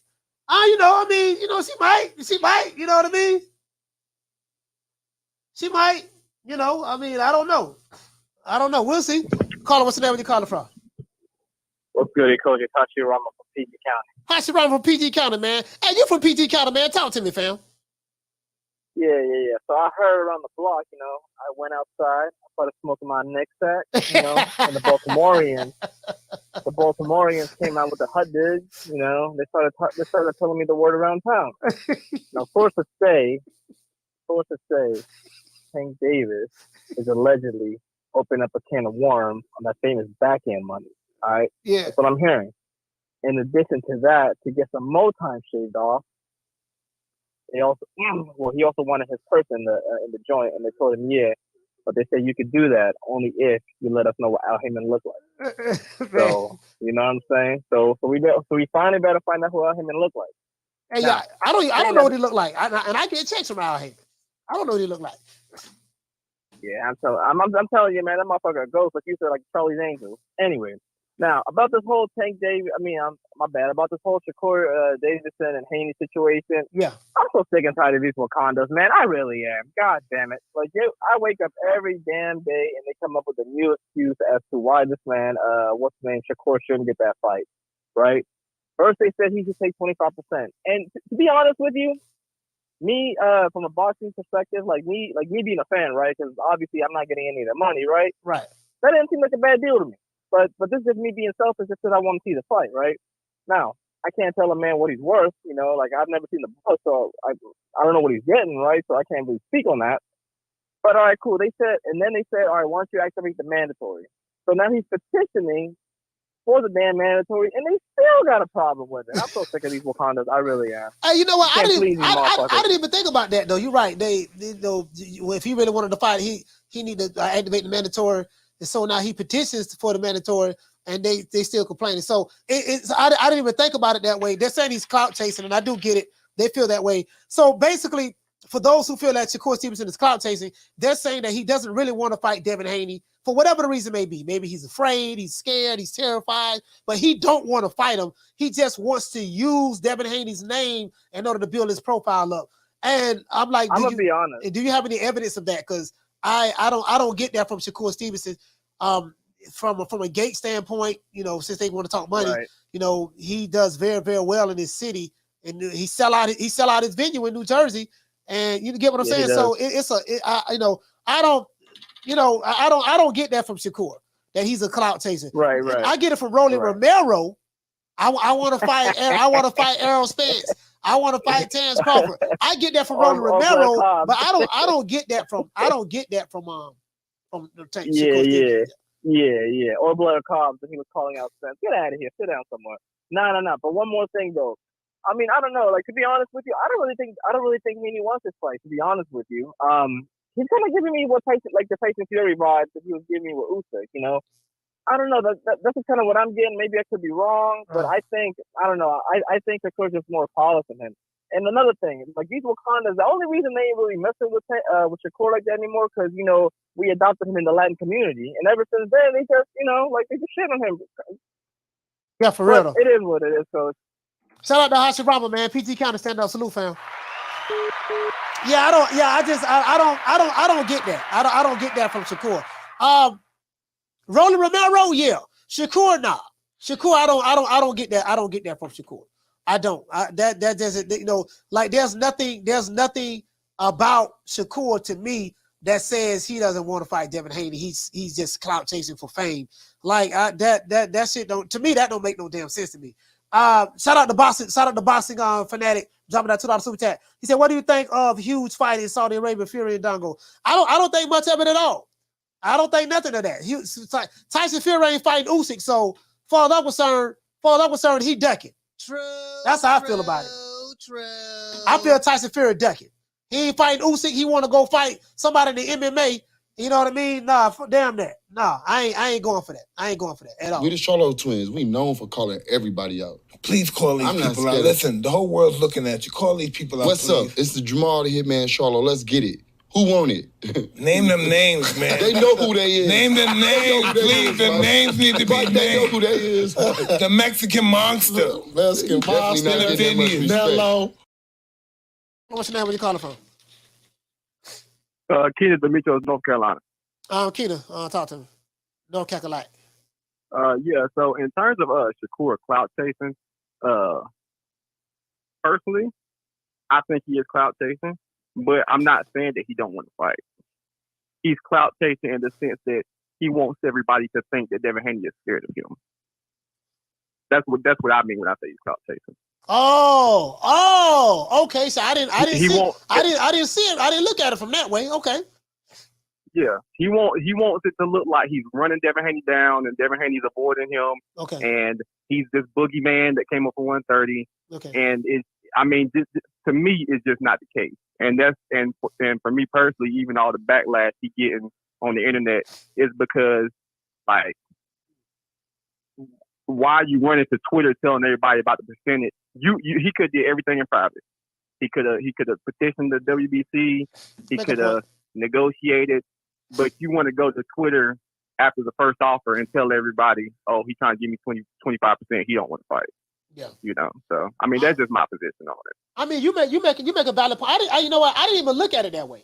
So basically, what you're saying is it was the way that Shakur went about handling that entire situation is what makes him look like a clout chaser. Not necessarily that Shakur is afraid of Devin Haney and he just using his name to try to build his notoriety. That's not what you're saying?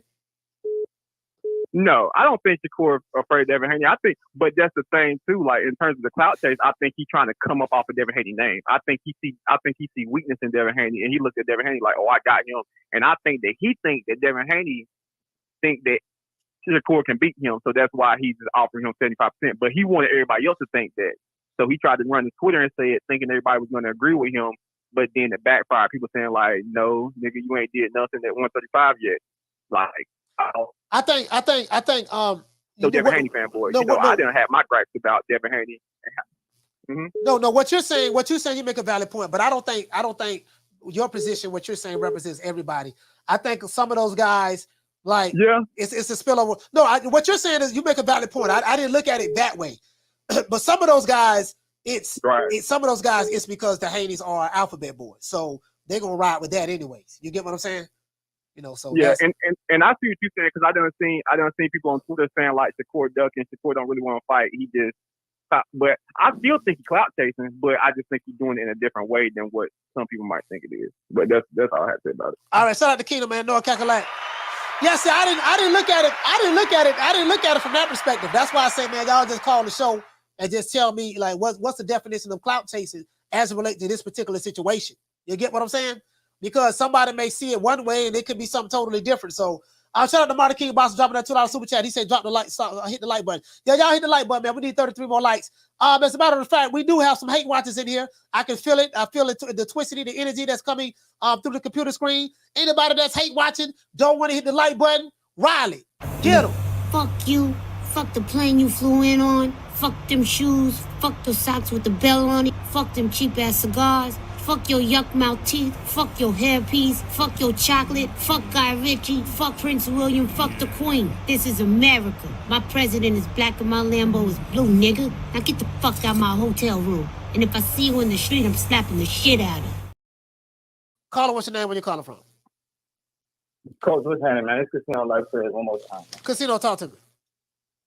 What's going on, man? I had to call back because we still on the subject. You know what I'm saying? Like, I don't believe that fight's gonna happen, but since we talk about it, I'm gonna say how I feel about the whole situation. All right, so the last caller said that he called what Shakur is doing clout chasing. Yeah, he said Shakur is clout chasing. Yeah. Man, but what he's describing, that's not clout chasing. That's called applying pressure. Applying pressure and clout chasing is two different things. Yeah. You feel what I'm saying? See, like he has to. That's a valid point. That's a valid point. See, you know what I'm saying? I'm learning something today. He has to do it. Listen, he has to do what he's doing. Because you know why? Look at what happened when he came in the ring. Look at what happened when he came in the ring. You see what I'm saying? If he don't do what he's doing, he ain't gonna have a chance. I don't think he's gonna get the fight anyway. But if he don't do what he's doing, he damn sure ain't gonna get it. Because, like, who the fuck? I have never seen a nigga come in the ring and the nigga that he's trying to silence turn his back on him and leave him in there. Yeah, he ran out the ring. He did get out the ring. Now he did him and his dad. That's what I'm telling you. He turned his back. Yeah. So yeah, I mean, like he's saying, he feels like he sees some weakness in Haney. You don't feel like you see some weakness in Haney. We all should see some weakness in Haney. The nigga walked out the ring. So like when you running somebody down, I put it like this: if a nigga owe you some money, we gonna make the belt some money. All right, forget the belt. Just make it like Devin Haney owes Shakur some money, right? Because Shakur is the number one contender, which means he's supposed to get paid next. You see what I'm saying? He's next in line. Then after the fight, they tried to act like they trying to act like Shakur wasn't just in the ring. Like that's why they didn't want to talk to him in the ring, because they didn't want the public to start thinking about them fighting. They don't want to fight him, but Shakur want them belts. So he's applying pressure. That's not clout chasing. This is boxing. Yeah. This shit ain't high school. Like this, what the fuck? This nigga, he trying to fight. That nigga trying to fight, bro. Like that's not clout chasing. Like when have we, bro? Shakur, like y'all really gonna try this man character like that, bro? Yeah. Like it's a lot of people you can say that shit about, bro. But what? I mean, come on, man. So, And, this what I got. So it's clout chasing versus applying pressure. If you're applying pressure, those who don't like that pressure say you're clout chasing. If you and then those who are clout chasing, who misinterpreted as clout chasing, they don't like applying pressure. So so both sides are missing. The clout chasing side is misinterpreting applying pressure as clout chasing. Because they're saying, well, we don't like the way he said it on Twitter and stuff like that. I'm just like, man, I don't think they're going to fight. But if they do fight, I just want to see the fight. I don't get, whether it happen now or at 140. That's all I care about seeing. Whatever you got to do to get the fight, man, do what you got to do to get the fight. That's what I'm saying. Exactly. You know what I'm saying? And now on to the other subject, the real subject, the subject about two niggas who really fighting. Yeah. Jermell and Canelo, they really fighting. That's what I want to talk about. This is how I feel about that. They really fight. This is how I feel about this fight. I feel like I was watching Derek James in an interview the other day, and he said something interesting to me. He was like, he don't believe Jermell should go all the way up to 168, even though they fighting at 168. He said Jermell should come in a little bit over 160 so he can keep his speed. Yeah. And that was real interesting to me, bro. Because that means Derek James is a motherfucking genius, bro. Because you can't, you don't want to gain that much weight. You know what I'm saying? Like, so if Jermell Charlo come in the weigh-in, if Jermell Charlo weigh in at 163, don't be scared that he's small. Be excited because the nigga's gonna be fast in a motherfucker, and he's still gonna be strong, and that's gonna give him his best chance. So I feel like if Jermell come in at like 163, fast feet, fast jab, fast, you know what I'm saying? Everything fast. I feel like he could pull that shit off. What about this? So do you think that's the weigh-in? Do you think that he would gain more weight after the weigh-in? No, I think he needs to come in the ring by 165. Like real talk, about 165, 166, bro. You need to eat a mistake after the weigh-in. He eat a mistake or some shit, right? Or some lamb chop, yeah, and get in the ring. That's what he do. Like, don't come in trying to be one. Don't be trying to match muscle for muscle. Don't do that shit. Yeah. Come in like. Look at it like Deontay Wilder, bro. Use his speed. Deontay Wilder, when he weighs, huh? You said use his speed. Use his speed. Yeah. Yeah, he need to use his speed because that's the only way I see him winning. If he come in that big swole, do not put your money. If he come in there 168 and he look at swole, but don't think that nigga look strong. You better not put your money on that nigga if he come in at 168 looking big as fuck. Because that means he gonna be slow. But the thing, but this is the thing. This is the thing though.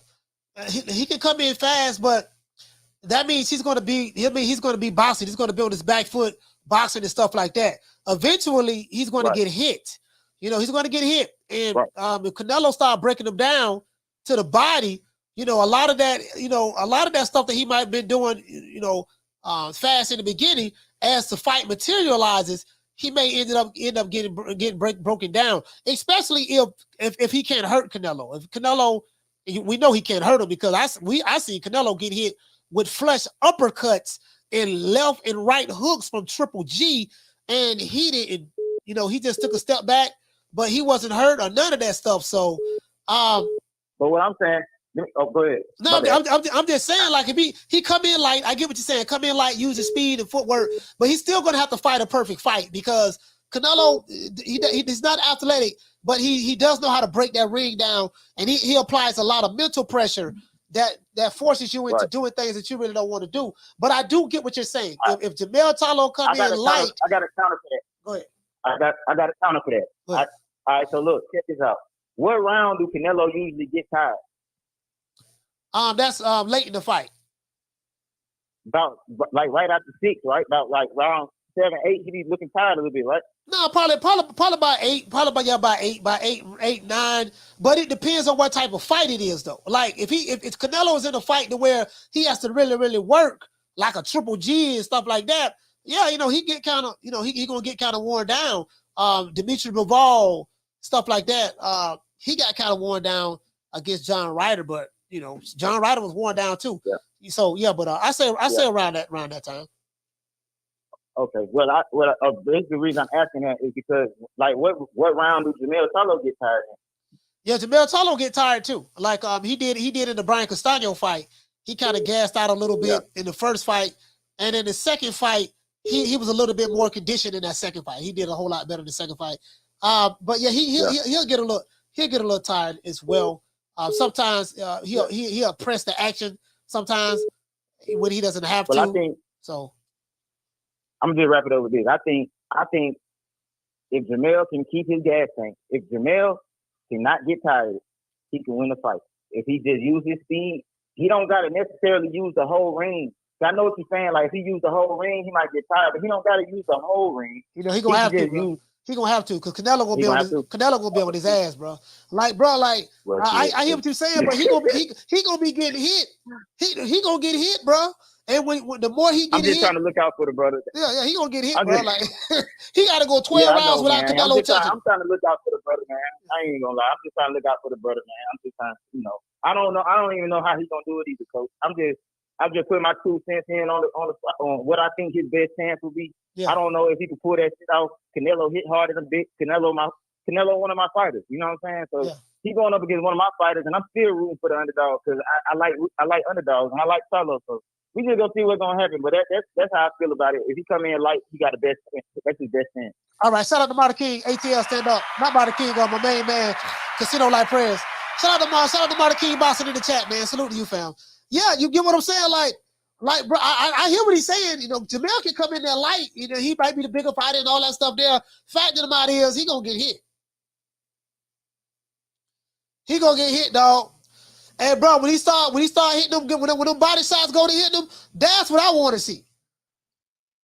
And if he don't have no punching power to keep Canelo off of him, that's gonna be another issue.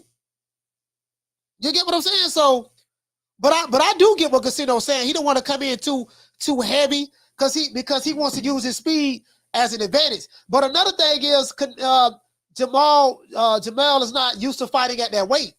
I'll call him. What's your name? Where you calling from? Coach, this is Jamie again. Jamie, what's going on? Tank is supposed to be a street dude, right? Yes, sir. Why is this boy snitching, trying to get out early and shit? What's going on with that boy? What's up with that, coach? Yeah, I would say that's what the Canelo. That's what I'll take the hater gonna say. The nigga snitching. He got out early. How he got out early? Yeah. Yo, Casino.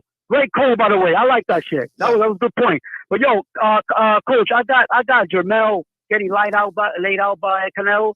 I mean, listen, Jermell beats Canelo is gonna be a monumental win, bro. It's gonna be so big, right? That he may even become the face of boxing. It's gonna change his legacy, bro. Who you talking about? Jermell Charlo? Jermell, yeah. If he were to win, but coach, I got him getting knocked out by Canelo, man. He's moving up 2 weight classes, bro. Yeah. That ain't easy, man. Canelo's got that chin. He hits hard. My thing with Charlo is the stamina, and can he take Canelo's shot? You know what I'm saying? It's gonna be tough, man. Yeah. But just like Casino said, I like underdogs too. I'm gonna be rooting for him, but I don't see him winning, to be honest with you. I give him, man, he's gonna get knocked out. That's how I feel. That's my opinion. But coach, I wanted to ask you. I see people talking about Fury fighting that UFC guy. Is that a real thing? Yeah, he's fighting some UFC guy, man. I really don't. Yeah, he's fighting. Coach, He's fighting get down sorry, go. I'm like, man, he ain't fighting Usyk, so I really don't give a damn about Tyson Fury. To be honest. Coach, listen, man. I don't mean to change the subject, but I want to make this quick, bro. To me, that's a straight duck, bro. And Fury's pussy if he's gonna go down that road, bro. Let me tell you, bro. Yeah, this guy has all the excuses, all the stipulations not to fight Usyk, right? Yeah, he ducking Usyk. And let me tell you, bro. I don't give a damn what no Canelo fans say. Duck. He ducking Usyk. Period. He ducking. You see how if this is real, see how easy he made that fight happen. So what's the problem? Usyk, Joshua, what's the problem? But let me tell you, coach, man, listen. I don't like how he acts as a person, but as a fighter, I respect the white man. Yeah. That motherfucker can fight, bro. Yeah, he can fight. He's got those feints, bro. You never know when he's coming. Yeah. And being 6'9", almost 300 pounds, that's hard to beat. But he needs to stop playing with us, bro. Just give us the fights we want. You know what I'm saying? So, yo, man, but that's it. That's my call, coach. Shout out to Jamie New York. Stand up. Yeah, man, that's it right there. I ain't, man. Yeah, I ain't, man. Listen, I ain't watching that shit. I mean, I'll watch it probably, but I ain't gonna pay for it. I ain't covering that shit. You can believe that. You ain't fighting Usyk? Fuck you. True. I lost a whole bunch of Tyson Fury fans behind that last year. I ain't give a damn. I told ass to kick rocks. What you say? You say Canelo was running from Usyk? How was Canelo running from Usyk? You must be joking. You must be joking. Shout out to my sister Bless. What's going on, sis? You say Big Cow.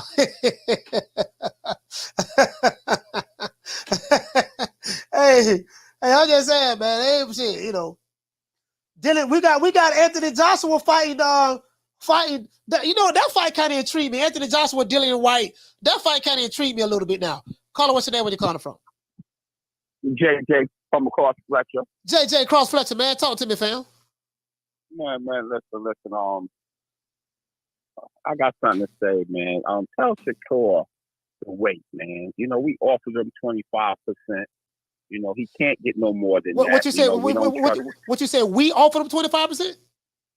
We. You know what I mean? We.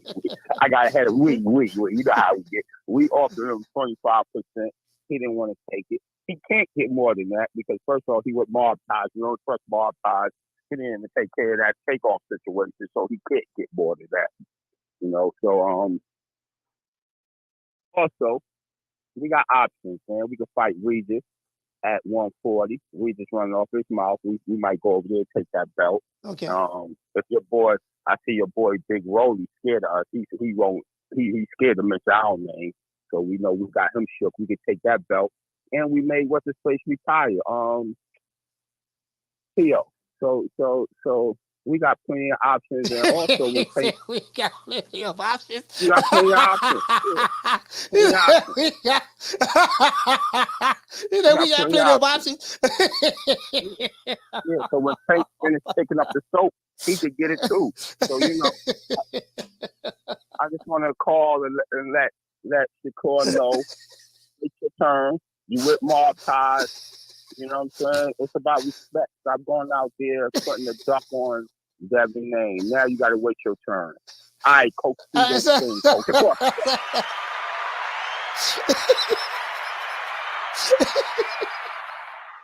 know how going to say. Yeah, see, we sent him 25%. He didn't take it. Now he gotta wait his turn. We got options. Hey, Jason, he from my old neighborhood, the north side too. Cross Fletcher, stand up, man. Say they crazy in the mother. Hey, shout out to Jose. Hey, okay. For dropping that quarter upper. Bam, done with your boy. Hey, Hey, and what to say, Jose? He said Coach Mel could barely keep 154-pound Castano off of him and was robbed by him too. Yeah, he was robbed multiple times against Castano. In that first fight he was. Carla, what's your name? Where you calling from? So this boy is from Corona, California, man. You say Corey from California? How you doing? Yeah, Corona. Yeah. You know Corona. I'm from Baltimore though, but I live in Corona now. Yeah, man. Man, I love D-Block calling the show, but why he got so much hate for Tank? Well, you know, I think he got hate. I think he got hate for Tank because he feel that Tank has been ducking and cherry picking his entire career. He feel that Tank is a fraud. You know, he's a manufactured fighter. You know, they pick and choose. He been in a bunch of setup fights. You get what I'm saying? So I think that's why he hates Devin Haney so much. I mean, Tank Davis so much. Tank Davis. I know, Coach, and that's Tank's fault too, because I remember that show he did, and he said, "Oh no, I never called any of them fighters out." He said, "I never called none of them fighters out." Oh my God! But you know what, man, Coach, I had so much fun when I get home and watch this show, man. And one more thing before I go, they don't have to worry about Shakur Stevenson.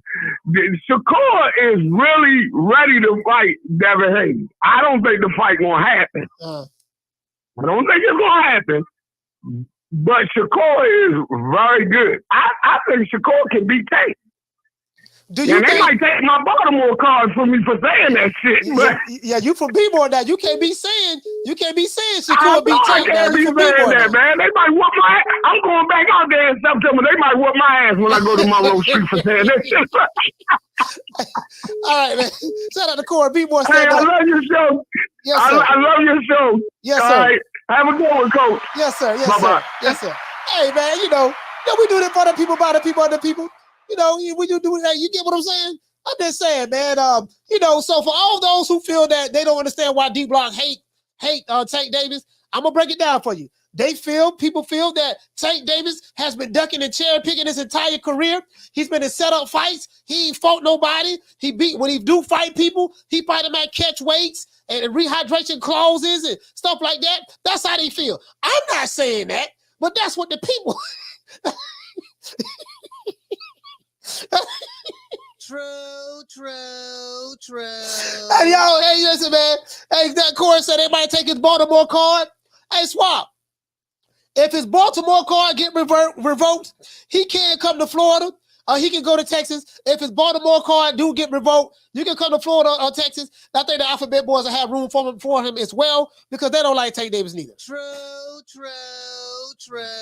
So I think, you get what I'm saying? You know the hate. You know what I noticed? Hey, Tank Davis, Shakur Stevenson, Devin Haney, all three of those fighters get hate. True. Hey, you know what? It seemed like, hey, Larry Lopez, it seemed like Tank Davis fans and Shakur Stevenson fans and Devin Haney fans, all of them hating each other. I see, like all of them hating each other. It's like the merry-go-round of hate. Yeah, goddamn it, I hate. Bro. Have you noticed that? Have you noticed that? Carla, what's your name? Carla, what's your name? Where you calling from? Juan, DC. Juan from DC. Talk to me. What's going on, homie? Hey, first time subscriber, man. I love the show, man. I can dig it, man. Yeah, I appreciate you, man. All right, so few things, man. This is for all the haters on the internet listening and tuning in. Damn, Shakur afraid of Haney? Come on, man. And now he's clout chasing too. How? The man wants to fight. What do you want him to do? He wants to fight. What you want him to do? That's the business. What else? What else we talking about? Canelo. Canelo Jermell Charlo. Yeah. Come on, man. Canelo, you think this man has been fighting his whole life? Y'all really think that he don't know who the Charlo twins are? Like, they not good fighters? Of course this is a good fight. Of course he's going to be ready. Now, as far as who's going to win, my money on Canelo, but hey, man, it's fighting. Any man has anything could happen. You know what I'm saying? I root for the underdog myself. Mm-hmm. But, like, for them saying that he's cherry-picking, man, come on. The Charlo twins are good fighters. These are good fighters. Come on, man. It's going to be kind of hard for me to look at a Jermell Charlo as a cherry pick. You know what I mean? Because of his the skill set that he brings to the table, and he's been boxing for 16 years. He's been boxing for 16 years. So I don't look at him as a cherry pick at all. He's been boxing. He's been boxing a year longer than his brother. So he's been boxing for 16 years, and I think he turned pro in 2007. And Jermall Charlo turned pro in 2008, if I'm not mistaken. Man, my point is both of them. I mean, as far as all the politics are onto the side about who's been active and who hasn't, man, they both are great fighters. They're great fighters. So for Canelo, can't get no credit for anything. Golly, I'm not even a big fan of him, but you got to give him props. The man's a fighter, and he's been fighting at the top level for a long time. You know what I mean? Come on. Shakur. Man, I'm with Shakur. I'm not really a big fan of Haney, only because his fights are kind of boring. I think he's going to get knocked out eventually. Yeah. Tank, I like Tank too, but I think he got to stay his ass at 135. If he goes up, it's going to be more of an even level playing field. It's funny that, D-Block? I agree. I've been saying it for a long time. I mean, I'm out here in the DMV, DC, Baltimore, born and raised. So obviously there's a lot of Tank fans. I love Tank. Yeah. But like for a long time, man, I've been screaming for some real good fights. And it's just that money team, the blueprint, man. You know what I mean? I get it. You pick on the B level Mexican fighters. You beat their asses on Cinco de Mayo. Yeah. You know what I mean? I get it. That's the money. I'm not mad at them for making the money. Get all the money you can, but don't be running around talking about how you the best and the face and the warrior and all that. No, there's so many good fighters out there that he's been ducking. I mean, come on. Hey, what happened? Hey, you see when Cruz was like, "What's good?" And what they do? Nah, I'm all right. What's up with that? I mean, that was whack right there, but nobody's saying nothing about that. You know? And then Ryan Garcia, really though? People really thought that was a super fight. They called it a super fight. Are you fucking kidding me? They said the winner of that fight. Ryan Garcia, the winner of that fight become the face of boxing. Come on, man. Yeah, come on, man. Hey, I made so much money. Hey, I made so much money on that fight. That was the easiest money I ever made in my fucking life, man. Hey, oh my God. Hey, the winner of Tank and Ryan Garcia will be the face of boxing. I said, oh my God, this what we at now? This what we at now? Hey, you know what a lot of people got to tune in for? A lot of the young boxing fans that are doing this, a lot of the young boxing fans, hey, tune in. Watch that movie called The Great White Hype. Oh, oh my God. Yo, watch that movie, and that is the blueprint of the money team for step by step. And it works every fucking time. It works every time, and people fall for it. And as soon as you figure that shit out, you know where to put the money, and you're welcome. All right, shout out to Juan from DC, man. Salute, fam. Thank you for calling the show, Thank you, my man. Thank you. God bless, man. Yes, sir. Hell, man. Yeah, you know what? Boy, I'm tired of telling you. Now, I am the #1 contender. I'm tired of James the Poodle, Grim Reaper, whatever he wanted to call himself, ducking me. All right, I'm tired of man driving around town in 8 Rolls Royces. He ain't fought nobody. I'm still in a broham. Boy, that hit me going on. And that hit me going on in boxing, boy. Boy, it'd be a whole lot of. This ball been taking the easy matches. Fight another ball. Boy, look here, man. Hey, look here, boy. Listen. Boy, y'all don't understand, boy. Y'all don't understand. It'd be a whole lot of smoke and mirrors going on. But when you are put in a certain position, he should be he's able to, like me. You know, when I was in a position, I can pick and choose who I wanted to, because I earned that right.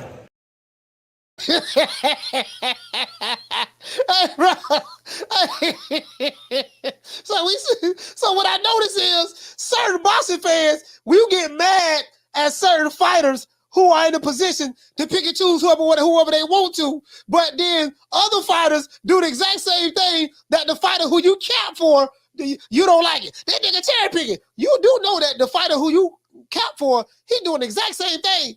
No, he ain't. That's different. I said, I can't beat you, dog. I can't beat you. You know, literally, the fighter who you capping for is doing the exact same thing that you say the fighter doing that you hate. But no, he ain't. He ain't cherry. I said, okay, but all right. I got it, man. God damn, man. No. Carlo, what's your name when you calling from? Carlo, what's your name? Yeah, Carlo, what's your name when you calling from? Hey, what's up, man? It's Jay Will, man. I'm calling from Columbus, Ohio, man. How you doing, man? Jay Will from Columbus. Talk to me, fam.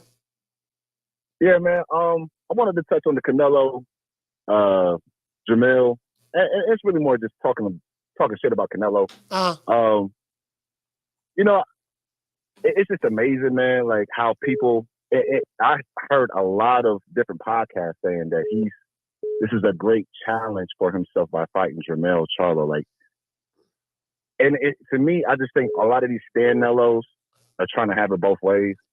You can't be the #1 or the #2 face, not the face of boxing, but pound for pound of boxing. That means you are either the best skill fighter or the second best skill fighter in the world. So you can't be the #1. Yeah, you can't be #1 pound for pound or #2 pound for pound, and then call yourself challenging yourself by fighting somebody 2 weight classes below you.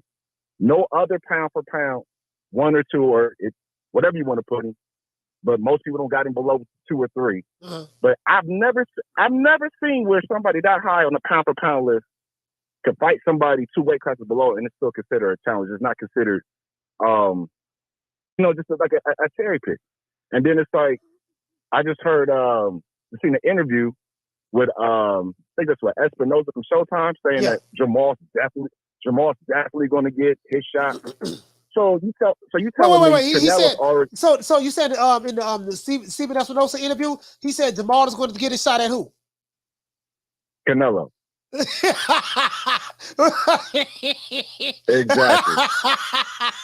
No, man, no, for real. He said that. Espinosa said, I think this was Fight Hype or either with that Marcos video dude, the Fight Hub or whatever. This a recent interview? I gotta look that up. Yeah, it just came out. Yeah, it just came out like less than 24 hours, so it's within a day. This dude literally said Maul is definitely going to get his shot at Canelo. Oh my God. And I'm like, so you got Mel, you got Jermall, and possibly he's going to fight Spence. Like, and this is all you Canelos out there. This is your pound. This is your king. This is your king. Like, come on, man. No, hold on. Come on, man. Wait a minute, brother. Wait a minute. What about? Listen, how you mad at Canelo for fighting? Let's say he's going to fight Jermell, and let's say he fight Jermall. How can you get upset with Canelo? But what about Al Heyman? Al Heyman is the one that set everything up for it to happen that way. Well, I mean, no matter what, Al Heyman's going to make money, so it could be Canelo versus whoever, as long as he's getting the pay-per-views that Canelo generates. He gonna make, so it don't matter. He can give Canelo anybody out of his stable to fight as long as he makes money. Now, I can't knock Jermell for taking on the fight with Canelo because that's his biggest payday ever. Yeah. Jermall, you can't fight none of the PBC fighters for just getting in the ring with him, but like Canelo, bruh, I was born ready. Bullshit. The fuck out of here, man. Because you like, bro, it's just, and it's like, I don't. So wait a minute. So if I'm hearing you correctly, you said the way Al Heyman and the PBC and Canelo have it set up, they got it set up to where, okay, Canelo gonna fight Jermell. More than likely, people picking him to win. Then after that, he gonna fight Jermall.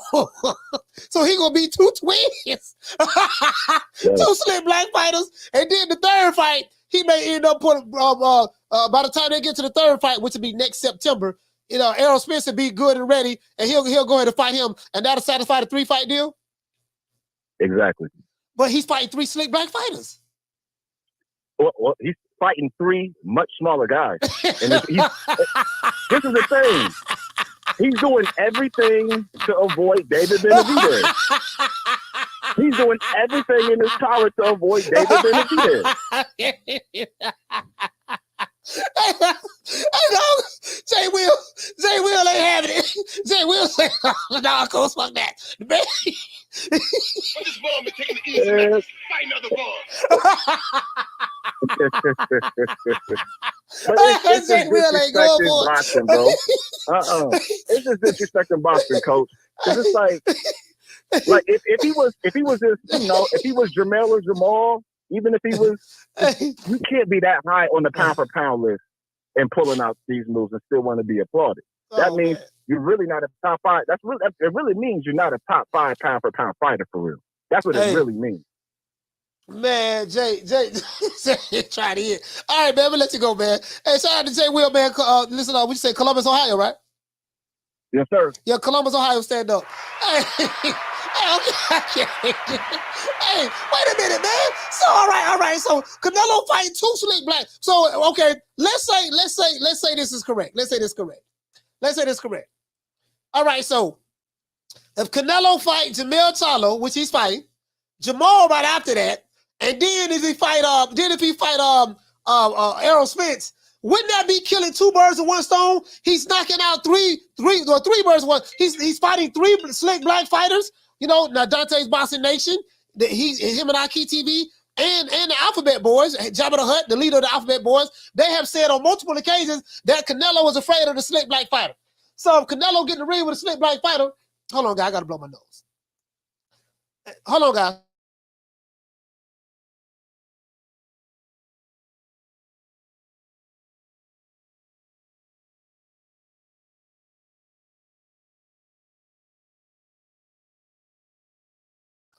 Caller, what's your name? Where you calling from?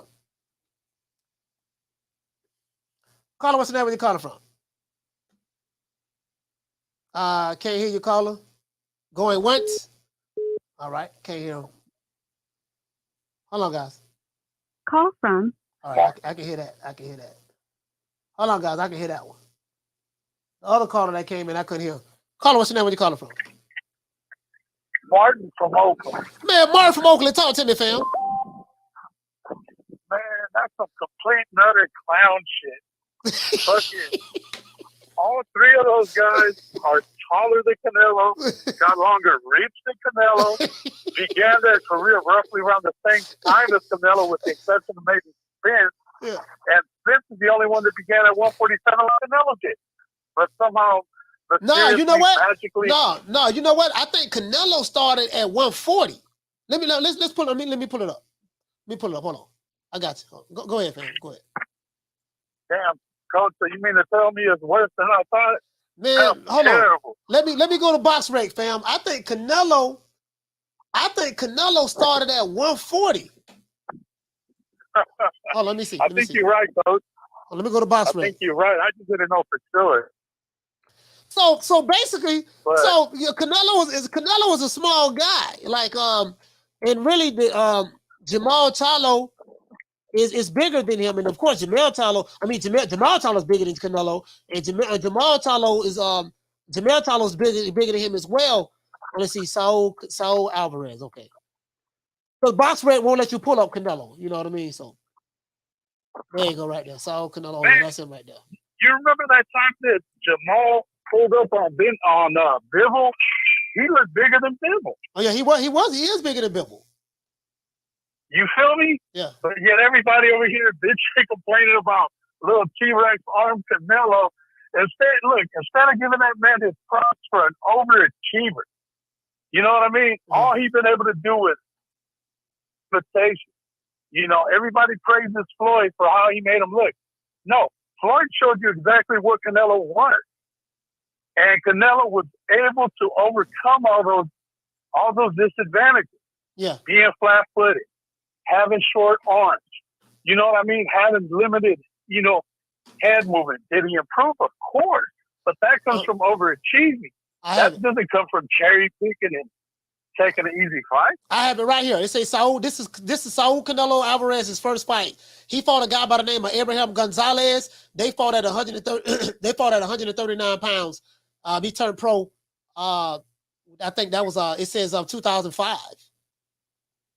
No. 2005, October 29, 2005. So this is the guy that Canelo fought. He started out at 139 pounds. Wow. But Canelo's a weight bully. I'm just saying, no, that's what it, because I was looking at it earlier. I was like, damn, man, he started out, 15 years ago, and then over time, he's at 168 now. It is what it is. Hey, shout out to Martin from Oakland, man. Salute, fam. Thank you for calling the show, brother. The town. Yeah, so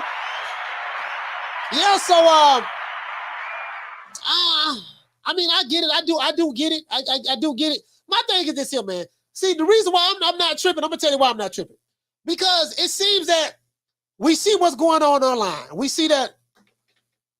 Hey, I want Johnny to say, don't bring facts, coach. I'm just saying, the dude started at one. I don't look at him as weight bullying Jermell Charlo. I really don't see that. Now, I would say that Jermell Charlo is not used to fighting at that weight. I will say that, but I don't look at it as weight bullying. But, I think Jermell Charlo is probably bigger than Canelo. He's taller, bigger, got longer arm reach, all of that stuff. I'm calling, what's the name where you calling from? What's up, coach? It's your inevitable. D-Block, D-Town, D-City, D-Ville, Baltimore. D-Block, what's happening, man? What's up with all the hate, man? What's up with all the hate without facts? I mean, come on, man. Canelo's a pound-for-pound top 5 champion in the world. Undisputed. King of the ring, like I said. Let the man wear his crown with respect. He beat the guys that he was supposed to beat. I mean, cherry picking? Hell no. It can't be cherry picking like we said, coach, if we know that Charlo got a chance. Am I right or am I wrong, coach? D-Block, what say you about the people who say, you know what, man, forget all that. We just want to see Canelo fight David Benavidez. Why is he fighting everybody but David Benavidez? He's want to fight a small Jermell Charlo. He want to fight an intoxicated Jermall Charlo. And then he want to fight Errol Spence. But a lot of Errol Spence fans feel like that Canelo, Errol Spence would beat Canelo. I am not of the opinion that he would beat him. Errol Spence's style is tailor-made for Canelo. That flat-footed, come forward, roll behind the jab, get on the inside and bang to the body style would get him killed. He would be knocked out in less than 6 if he fight Canelo like that. So, but what say you? He's not fighting the Mexican monster. He's ducking and cherry picking. And when he don't want to fight slick black fighters, but when he do fight the slick black fighter, he's taking dudes 2 weight divisions below him. One dude got home problems, and another dude a career welterweight. What say you about that? What I say about that is to all the people that be hating on my man, the man with a plan. He know what he doing. He gonna rob the bank. Like Floyd Mayweather said, I'm here to rob the bank. It's so easy. Why not? Why not do what I got? You know who Canelo is, man. He's a better version of Floyd. He gonna bankroll PBC to the ground, baby. That's how we do it. He gonna make Mayweather go look for another job somewhere else. PBC can't pay him anymore or something. You know what I mean? Let's be real with this. Rick, I know you hear me. You out there. You know what's up, Houston. We don't play in Dallas. We all about our D-town, Houston, baby. What you got to say about that? Your boys are going to get toasted. 1, 2, you got to knock out those twins. Make them look silly, man. You already know what's up. So when they hating on my boy, they're going to hate. They're going to bring up anything just to hate. Is he fighting some black slick fighters? Hell yeah. He's going to knock slick ass fighters? Hell yeah. Hey, Errol Spence get knocked out by Ken Sharper. He came out for the PBC, knocked the inside guy. And guess what? The big king, the real Nello, gonna knock him out too. Now, there's always gonna be hate. Euro bums. Now he's fighting slick black fighters like Rick Tam wanted to so bad a couple years back. He was begging for it, man. He was on his knees praying to God on Sundays with the preacher giving him blessings. He said, "You're gonna be all right, Rick. It's gonna happen. You're gonna make it happen." Shit, I hate that, Rick. What's up with that, Rick? To fight Benavidez, coach? I'm gonna go at him, coach. Because I'm going to keep it real. I'm going to come with facts. And now Rick want to get in that train wagon and go with Ecuadorian, Guatemalian, Curly Sue. Don't know where he's from. Man, Rick, you picked the wrong side, homie. Because it looks like all your guys getting knocked out. What you got to say with that, coach? Hey, we got other calls called on there, D-Block, man. But shout out to D-Block, man. D-Town, stand up, man. Salute to you, fam. All right, coach. Yes, sir. Hey, all I'm saying is, the people just want to see Canelo fight David Benavidez. You know what I mean? I think, but this is my thing, though. The reason why I'm not tripping anymore, because I'm seeing it with Tank Davis fans, Devin Haney fans, Shakur Stevenson fans. All 3 of y'all hating each other. Shakur Stevenson fans hate hate David Haney. Devin Haney fans hate Shakur and Tank Davis, right? So and then Tank Davis fans don't like Shakur, and then Tank Davis fans don't like Devin. You get what I'm saying? So it's like everybody taking turns hating each other, and then of course they don't like Al. They're not Al. They don't like doggone Canelo, so they feel Canelo was cherry picking. Hold on. They feel Canelo was ducking and cherry picking and yada yada yada yada. I'm like, well, damn. He fighting 3. Okay, we know he fighting 1 slick black fighter. We know that. And if what Steven Espinosa saying is true, that Jermell Charlo will get his shot at Canelo Alvarez, then that means that he's gonna be fighting 2 slick black fighters at least, 2 twins. So it is what it is. Carlo, what's your name? Where you calling from? What's up, Coach? It's Coach Eddie, man. Man, Coach Eddie, talk to me, fam. What's going on with you, man? Hey, look here. Everybody just need to just be cool. Don't worry about a thing. I got off the phone with Al. Everything is all right. This is what's about to happen. Canelo he's about to get beat. He's about to get beat like a pinata, man. He's gonna have 3 losses by the time we get done with it. And we already doing this for the hood. We're doing it for the black community, and now it's our time to shine. All this faking the phone. Hey, don't worry about it, man. Canelo been picking and choosing, but he done picked the wrong one. Actually, Canelo is the cherry. So we picked him. He's the cherry. He out there wearing pajamas. He's out there drinking. Of course, going to Fashion Week. He living the life. And guess what? He got to get beat like a drum. Yeah, he's the cherry. Canelo's the cherry. That's bomb, man. See, this is what happened, Coach. When you hype a fraud up, you tell so many lies, people just start believing it. I have no credit. I give this guy no credit, man. His boxing skills are primitive. And Jermell, the hitman Charlo, you got to remember, listen what the fuck do a hitman do? He go out and take people out. And that's what's about to happen. He about to get beat by Jermell. Hey, look at boy. Boy, let my brother go ahead and knock you off too. Yeah, we're gonna see you on about your way back to Mexico with 3 losses. Back to back. We're gonna have all the belts and then all the Wakandas and stand up proudly with their black fists in the air, just like the Olympics, baby. It's going down. You can trust me on that. Canelo's gonna lose. Hey, TL, stand up.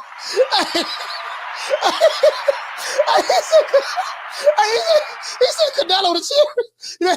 Matter of fact, we cherry picked him.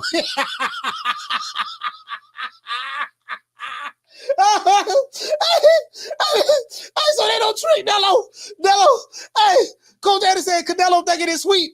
Oh, you thinking it's sweet, huh? Yeah, we got something for his ass. No, we got something for his ass, but he thinking it's sweet today, boy. Boy, look your boy. He don't pick the wrong cherry, boy. He thinking, hey, and then you know what they gonna say? They gonna say when cherry picking goes wrong. When you are put in a certain position, he should be he's able to, like me. You know, when I was in a position, I can pick and choose who I want to, because I earned that right. Jermell Charlo, Jermell Charlo fans is up in arms. They're like, yes, he picked the wrong Charlo, but I don't know what he was thinking, boy. But September the 30th, we gonna put hands and foot on Canelo, boy. Right now, boy, the Jermell Charlo fans is jumping out their skin right now.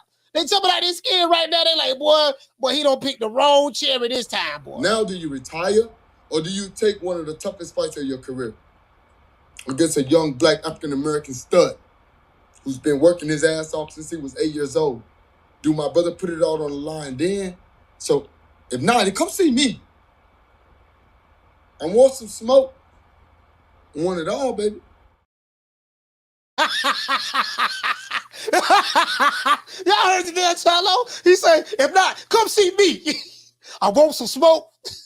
I want it all, baby. Y'all heard what Jermell Charlo said. Jermell said he wants some smoke now. That's what he said. True. Yeah. He said that now. He said that. He said that. Shout out to Mr. Bossy Move. Hey, for dropping down quarter of a bam, double your boy. He wants some smoke now. Received. Playtime's over, boy. Hey, Mr. Bossy Moves, what's going on, fam? He said Canelo likes to cherry pick siblings. He said Smith brothers, Cotto brothers, and now picking on Port Charlo brothers. He says it's a setup. Down from the bar, there's a platform stage. People pimping, sharp as razor blades. My gosh, bro. Hey, listen, what you say, Latino perspective? He said, Coach Eddie, send Coach Malachi $100, and I'll send him $100. He said, we can bet on the fight. I got Canelo knocking Jermell out.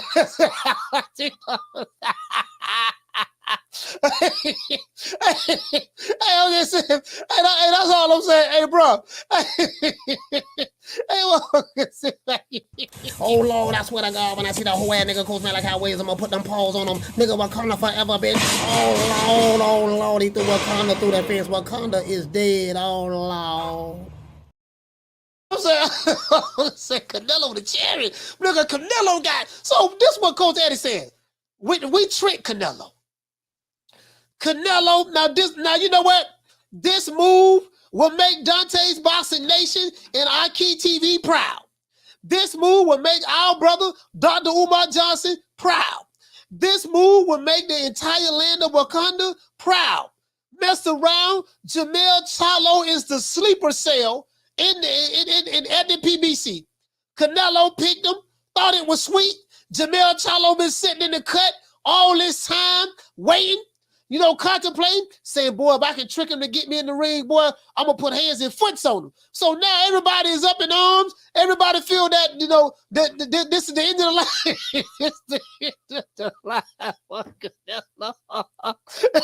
Hit the Cash App, $FDMG School. Hit the PayPal, International Africans. International Africans out there, if you are international African, if you are an international African, throw your hands in the air and wave them like you just don't care. You know what? And get what? Anybody want to smoke? On behalf of Jermell Charlo, anybody hating and want to smoke, we're gonna send them ghouls at you. Gloria Day and the Set Trips. These niggas don't play. These niggas don't play. We don't play. You ain't heard, they be tripping. We be tripping. So they swerving on. No faking and no snitching. And repping hard for the set. Oh, mamas, it ain't no lie. Because niggas gonna bust. Niggas gonna bust. Y'all say, hey, coach, I didn't realize that Canelo was the sibling assassin. As a matter of fact, I didn't even think about that till the brother called the show. Let's pull this up.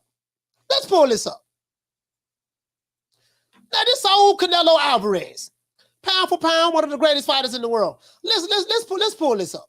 They got Canelo right here, right? They got Canelo right here. Let's see what's happening. Let me see. They got Canelo right here. 59 wins, 2 losses, 2 draws, right? He said he the sibling. Now he the sibling. I didn't even think about it that way. Everybody think, okay, let's see. Juan Manuel Morales, okay. Juan Hernandez, Christian Hernandez.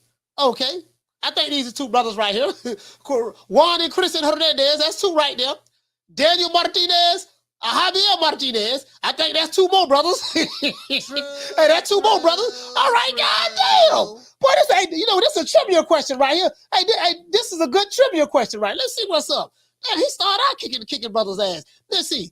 Let's see right here. He got doggone Canelo been whooping brothers' ass all in Mexico, huh?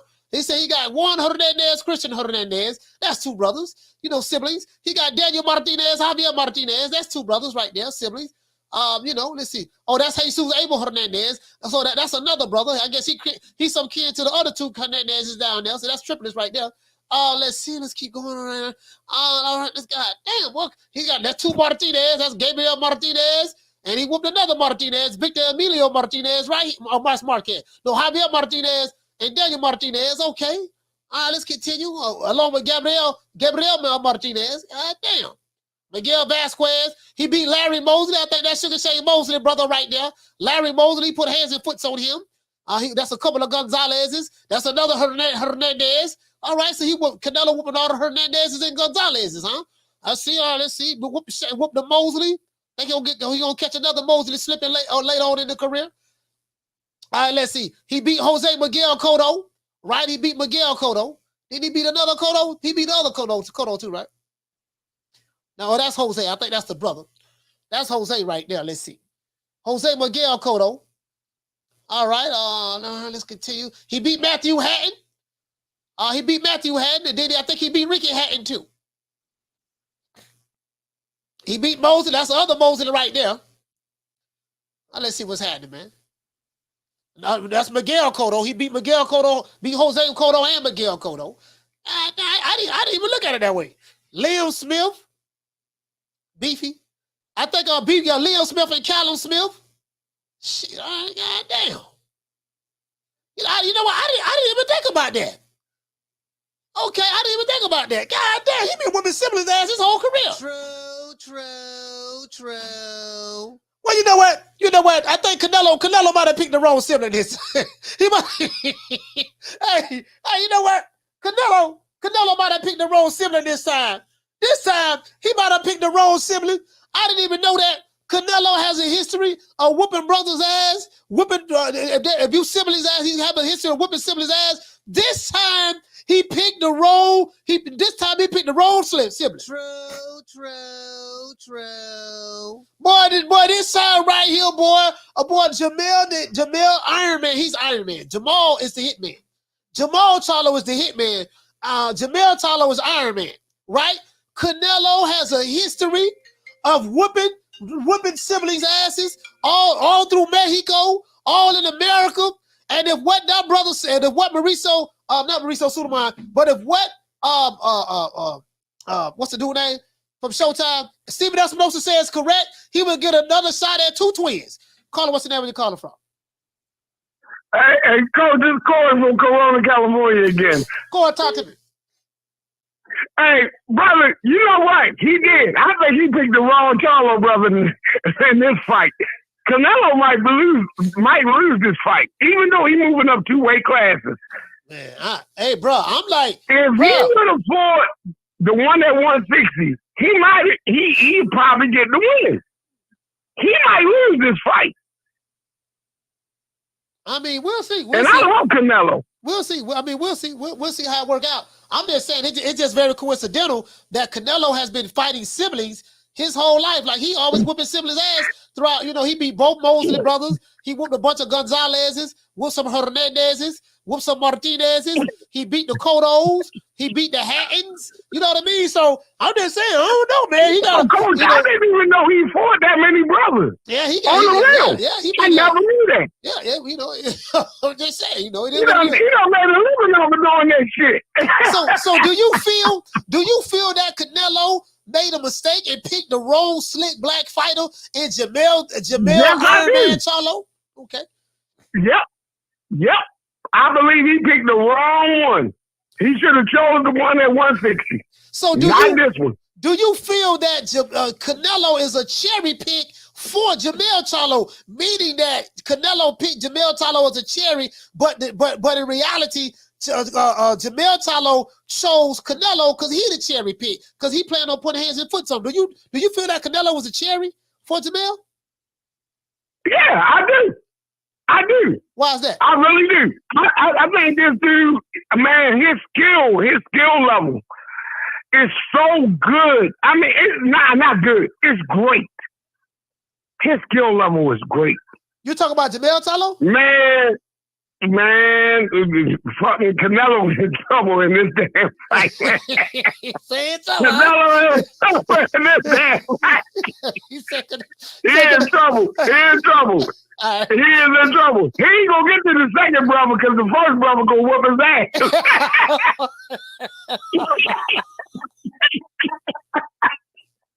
Hey, Coach, I love you, man.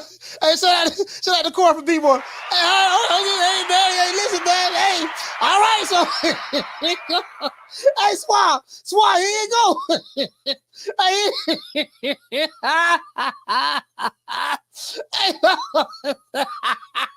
Well, boy. So they said Canelo for to get hands and foots put on him, boy. Hey, but Damari say Canelo haters been complaining. He said he don't fight the brothers, not knowing he been fighting brothers his entire career. Hey, that is true now. True. That is true. Hey, that is true now. Get out while you can. Don't get a sucker no statue. Give him guts. Get that while you can. Don't get his sucker no statue. Give him guts. I told you I wasn't going nowhere, old man. I told you I wasn't going nowhere. Shut up, old man. Listen, all the tenderonis out there, if you're looking for a good man, I got one for you. Hey, woman. Listen here. Since your old man ain't got no heart, maybe you'd like to see a real man. I bet you stay up late every night dreaming you had a real man, don't you? I tell you what, bring your pretty little self over to my apartment tonight, and I'll show you a real man.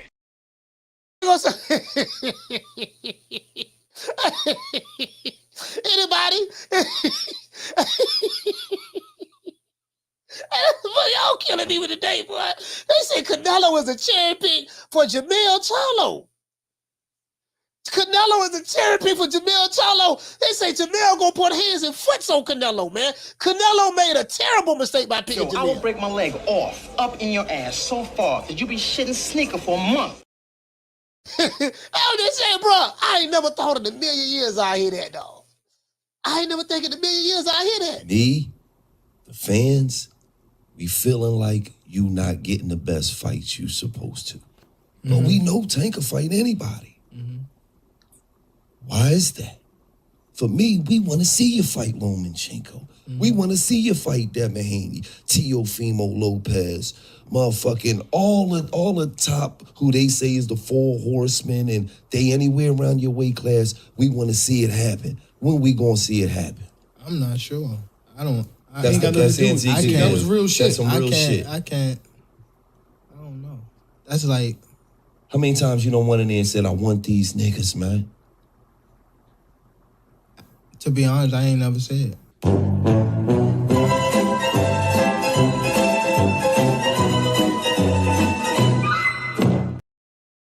At Nick Sack Promotions, we have a bunch of stars over here, a bunch of young stars. As a matter of fact, Booger Ray, let everybody know the type of stars that we have over here at Nick Sack Promotions. And who's the next big star under Mayweather Promotions?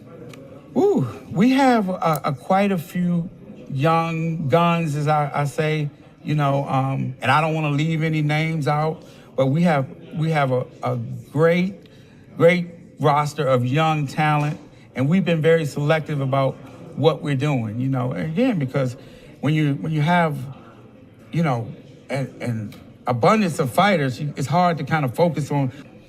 When a big fight is to be made, it has to make sense for both sides. No promoter or company is going to put their guy in an event with everything to lose and nothing to gain, especially when we talk about this. You know what I'm saying? Interesting. Let me see what the brother say. The brother right here, P say, he say, No Limit Studios. No Limit Studios. He say, who this is? This rapping Forte. Who is this? This P. P? Yeah, this P. P. Yeah. And this P nigga, let me hear you say, this ain't no motherfucking P. Hang the phone up. I saw, are you P, Master P? I saw like the, what he say? He said Canelo been finessing his fans for a long time.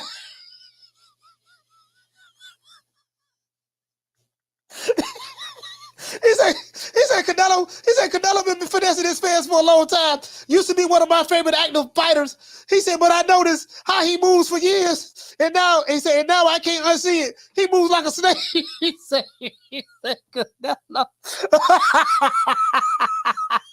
He said Canelo been finessing his fans. He said Canelo been finessing his fans, dog. Telling you what he been doing, dog. The man been finessing. I'm telling you, he ain't fight nobody. The man been ducking and cherry picking. That's all he been doing, ducking and cherry picking.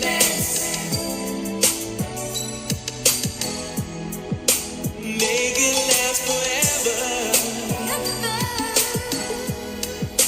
Don't let I love you.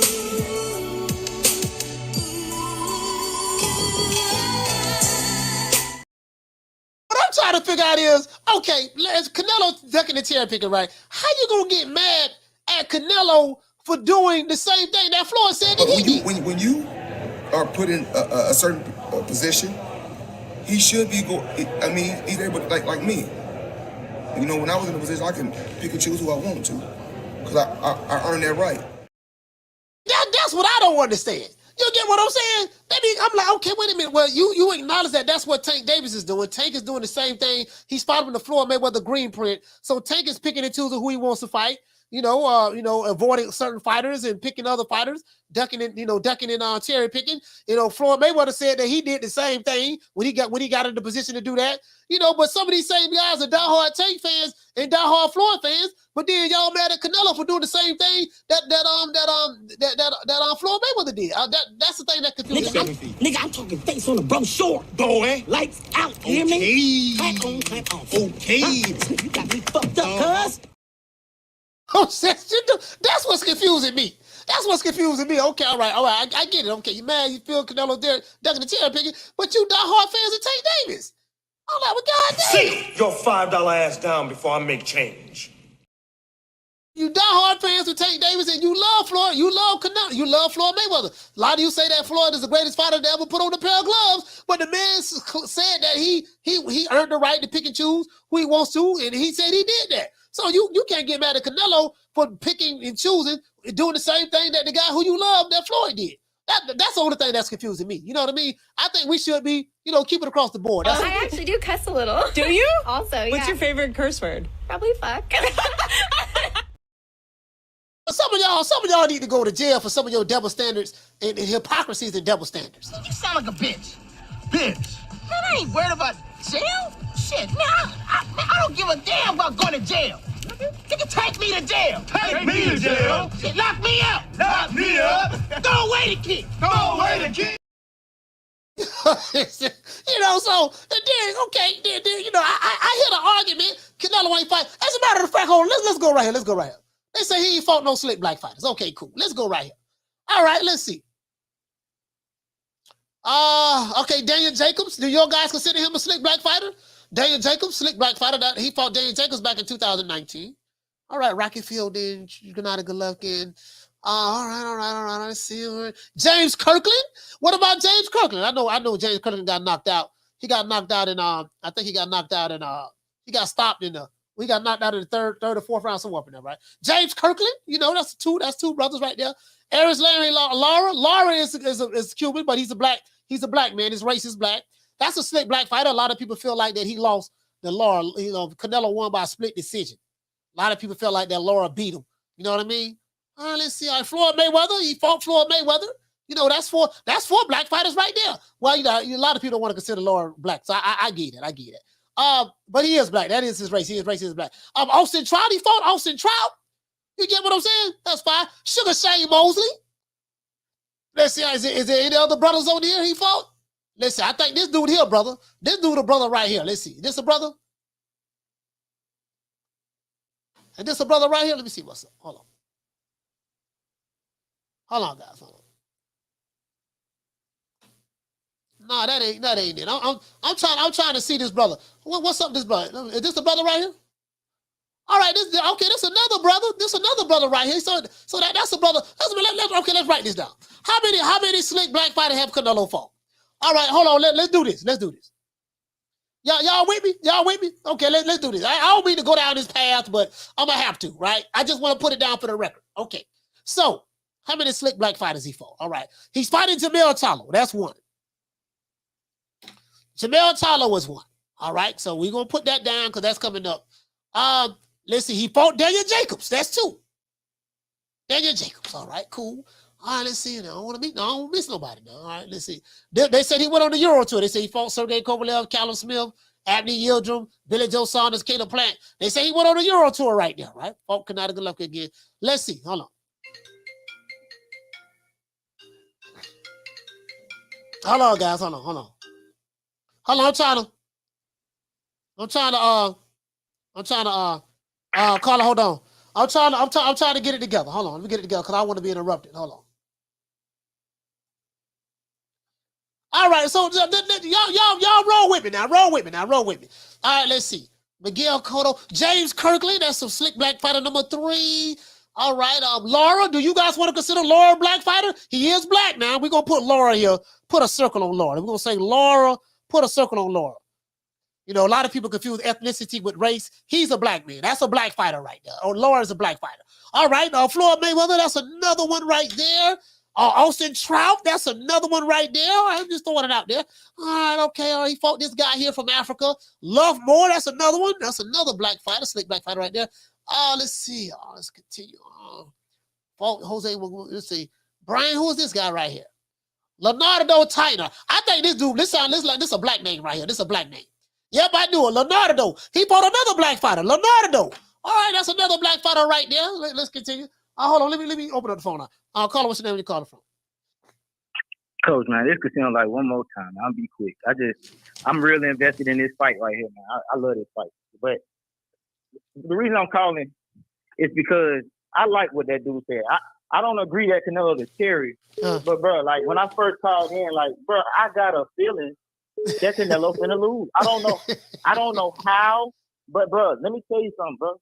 I feel like Canelo is gonna lose for the same reason that Canelo beat Colin Smith's big ass. Like, Canelo has been doing what Jermell Charlo is trying to do for long. Like, nobody said this shit when Canelo went up. Coach, you just said he came from 139. He said he ain't even got no business whooping niggas that big. You see what I'm saying? Yeah. So if you reverse that shit, it's the same thing with Charlo. He ain't got no business whooping nobody that big, but I got a feeling he just might do that shit because one thing about it, bro, that nigga crazy. Bro, when a nigga crazy, bro, listen. We finna see some shit, bro. I think this nigga finna make history because he's crazy. He's doing it. He signed up for that shit, bro. He know what he's. I don't think he want no payday. He want a payday. Of course, he did it for the money, but I think he really believes he gonna win, bro. And the fact that he crazy, bro, and he got the skills, like he got skills. Only thing we talk about is the difference in the size. But if this nigga was at 168 already, bro, I think people will be talking different, bro. It's just the weight classes, but bro, there's so many people in history of boxing who done did shit like this. It didn't even used to be this many weight classes. You know what I'm saying? Like it didn't. That's all I'm saying. All I'm saying is it's not that far fetched. It ain't really far fetched for the man to win. You know what I'm saying? Because in the history of boxing, this shit been happening. Canelo been doing shit like this. So why Charlo can't do shit like this? You know what I'm saying? Well, shout out to Casino Life Press, Lou Fell. Hey, all right, listen. Now I see some of y'all complaining about the slick black fighters that I'm picking. Listen, bro, like y'all can't have it both ways now. Some of y'all are complaining about the slick black fighters, right? That Canelo has fought. Somebody said, Coach, cherries don't pick. Cherries, what he say? He say tomato cans, black fighters that tomato cans don't count. No, man, listen. I beg to differ. I don't think they do tomato cans. All right, that's Sugar Shane Mosley, brother. That's Larry Mosley. All right, that's another slick black fighter. That's another slick black fighter right there. Larry Mosley. All right. Hey, let's go over here. Let's see. Let's continue. That's Larry Mosley. All right, let's keep going. Let's see. Well, nigga 38 hot, boy. Y'all can't have it both ways, man.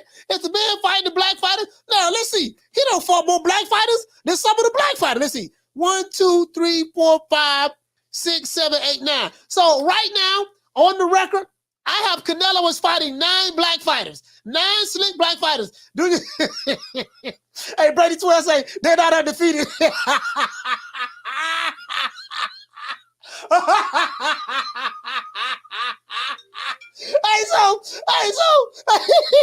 Hey, Brady. So Jermell Charlo not undefeated. Jermell Charlo, hey, Brady. Jermell Charlo not undefeated, but y'all still giving him a chance. That's what I don't want to say.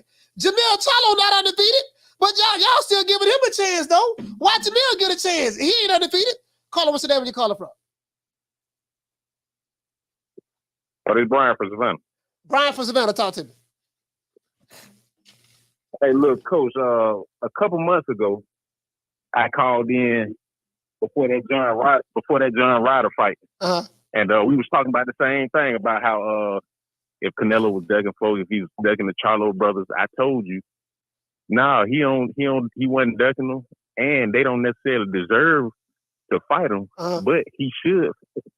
Just like you said, now before you were saying should he fight is mandatory, now you sounded just like me, like I was saying, yeah, man, he got the right to pick who he want to fight. Now he might have bit off more than he could chew with Jermell. He might have bit off more than he could chew. Hey, but Brian, what I'm saying, fam. The reason I'm not saying that I want to see him fight David Benavidez next. I'm being honest with you. But what I'm saying is you have some fans who are fans of Tank Davis and they diehard Floyd Mayweather fans. They are upset with Canelo for picking and choosing who he wants to fight while ignoring the fact that Tank Davis does it and Floyd Mayweather laid the blueprint for it. So how can you be a fan of Floyd Mayweather but hate Canelo for moving the way he moving while ignoring the fact that Floyd Mayweather's on video saying that's what he did? Because these ain't boxing enthusiasts. These Negroes who just bandwagon Negroes. Anything the Negroes be on, they just be on Negro win, lose, or draw. And that's cool, but at the same time, it's not. The thing about it is with this boxing, since we on the boxing stuff, Tank do the same thing that he learned from Floyd. Okay? But at the same time, even Tank, to a degree, he need to get some belts under his belt. Yeah. You know, but to the same effect, he's earned the right to be able to fight who he wants to fight. But he does need to go get them belts though. At least Floyd got the belts, and then he was on that. Canelo got the belts, and he on that. Now, like I said, he definitely made the right choice fighting Jermell. I mean, wrong choice fighting Jermell instead of Jermall. Well, But Jermall pulled out. Jermall said that he wasn't. Jermall turned the Canelo fight down. He turned it down. Right. But he did that on purpose. Yeah. Like he wanted to fight Jermall on purpose because he didn't want to fight Jermell. Like Canelo, like that was a good thing because I think he would have had a better chance with Jermall. Jermell is another story, but Canelo not over the hill or anything. He didn't look as good as I think he could have looked in his last 2 fights at least. But this gonna be one for the books, I think. Okay. Well, man, shout out to Brian, Savannah, Georgia, man. Stand up, man. Much love, fam. Thank you for calling the show, Appreciate it, Coach. Appreciate it, Coach. Yes, no sir. doubt. Yeah, man. Hey, you know, hey, bless. No, bless. I'm finna start some shit now. I'm finna start some shit. I'm finna start some shit and we're gonna wrap the show up. Now, listen. What I'm looking right here, I'm now Canelo fans. I'm giving you guys some ammunition now. I'm gonna argue both sides of the coin. I'm gonna give Canelo fans some ammunition. I'm gonna get a Wakanda some ammunition, and we're gonna give Jermell Charlo fans like myself some ammunition, right? Now, Canelo fans, I'm gonna say this. Canelo fans, I'm gonna say this. The phone lines, I ain't accepting no more calls right now. I'm gonna give you Canelo fans this here. The next time they come and say Canelo don't fight slick black fighters. You hear Deontay Boxer Nation say that? Say, no, that's not true. Canelo fought 9 slick black fighters. And he fought, let's see, 1, 2, 3, 4, 5, 6, 7, 8, 9. He fought, according to what we just counted, he fought 9 slick black fighters. If they try to tell you they tomato cans, say no. There's no such thing as a black fighter being a tomato can. His melanin, it will allow him to win any battle, win any victory, because he has to, because of his melanin that's in his skin. You can say that there, right? So I counted 9 black fighters, slick black fighters. Out of the 9, I would say at least 8 of them were slick black fighters, right? That's what we got to say. Now, this where you start the argument at right here. Coach, where you going at with this? Want to know where I'm going at with this, huh? All right, you want to know where I'm going at with this? I'm just saying, y'all want to know where I'm going with this? Finna show you where I'm going at right now. Now, let's pull up some of the slick black fighters who Canelo has been ducking, and let's find out how many slick black fighters that they have fought. Have they fought more slick black fighters than Canelo? Do you guys believe that some of the slick black fighters that Canelo has been avoiding and ducking, do you believe that those very same slick black fighters have fought more slick black fighters than Canelo? Anybody? Nobody rushing at the same time. Now, let's pull up Jermell Charlo. And then we're gonna look at Demetrius Andrade. Then we're gonna look at we can even look up Jermell Charlo too. We can look up Jermell Charlo too. We can look up all of them. Errol Spence. We can look up all of them. I think Canelo don't fought more slick black fighters. Hold on, my damn nose running. Oh man. Hold on, guys. Hold on. Hey, this way you start some stuff at. This way he starts with stuff at right here. Hold on, I'm finna show y'all. I need to talk to you right now about my royalties and how you keep your books. My office hours are from 9 to 5. Fuck your office hours. I need to talk to you right now, motherfucker. Listen, right now, this get y'all. I'm finna get. Hey, we finna start a civil war right now. We finna start a war right now. Here go my dog, Jermall the Hitman Charlo. Now, the trivia of today is, which one of these slick black fighters who Canelo been ducking and cherry picking and avoiding for years, how many of these slick black fighters have fought slick black fighters? All right, let's see. My dog, Jermall the Hitman Charlo. Let's pull him up. Now, let's see. I think, no, they don't fought more black fighters than Canelo. Canelo ducking them. Okay, let's see. All right, that's a slick black fighter right there. Jermell Charlo knocked this dude out. This dude 11. What he got? He got 11 KOs, 11 wins, 66 losses. Okay, all right, damn. 11 and 66. Okay. All right, Jermall don't fought one. Okay, that's Jermall. Let's put Canelo right there. Let's put Jermall right there. All right, so Jermall got one slick black fighter already. All right, let's see. We got Terrell Davis. I think that's a black name. That's a hard. This guy don't even have a picture. This guy don't even have a picture, man. So we don't know what he look like. He 0-5. All right. He don't have a picture, but we're just gonna assume he black. I don't know any white dudes named Terrell. All right, so we're gonna put 2 down there. We're gonna put 2 down there. This guy don't even have a picture, right? Do you guys think he black? Do you think he black? What you guys think? Do you think Terrell is black? We're just gonna say he black. We're gonna charge it to the game. So right now, Jermell Charlo got two slick black. You don't even got a picture. Hey, he ain't even got a damn picture. Okay, but we're gonna say Terrell. I got a homeboy named Terrell. You know what I mean? So we just gonna say that's 2. All right, now let's continue. Deon Nash. Deon gotta be black. That's black right there. That's a brother name right there. All right, Deon is 5-14. He don't have a picture. God damn, well, this dude. Okay, so that's 2. That's 2 potential. Let's put a circle around that. Let's put a circle around that. Let's put what a dude named Deon Nash. All right, Deon Nash. I don't think no white dude named Deon. What y'all think? What y'all think? Huh? What y'all think? I don't think no white dude. Okay, Deon and Terrell. Okay, we're gonna put Terrell right here, right? Deon and Terrell. So right now we ain't got but one black fighter that we can confirm. We have one confirmed slick black fighter. What about Anthony Bowman? Anthony Bowman, that sounds like a brother name. Y'all think that's Anthony brother name? All right, yeah, we already got him. That's the one we got.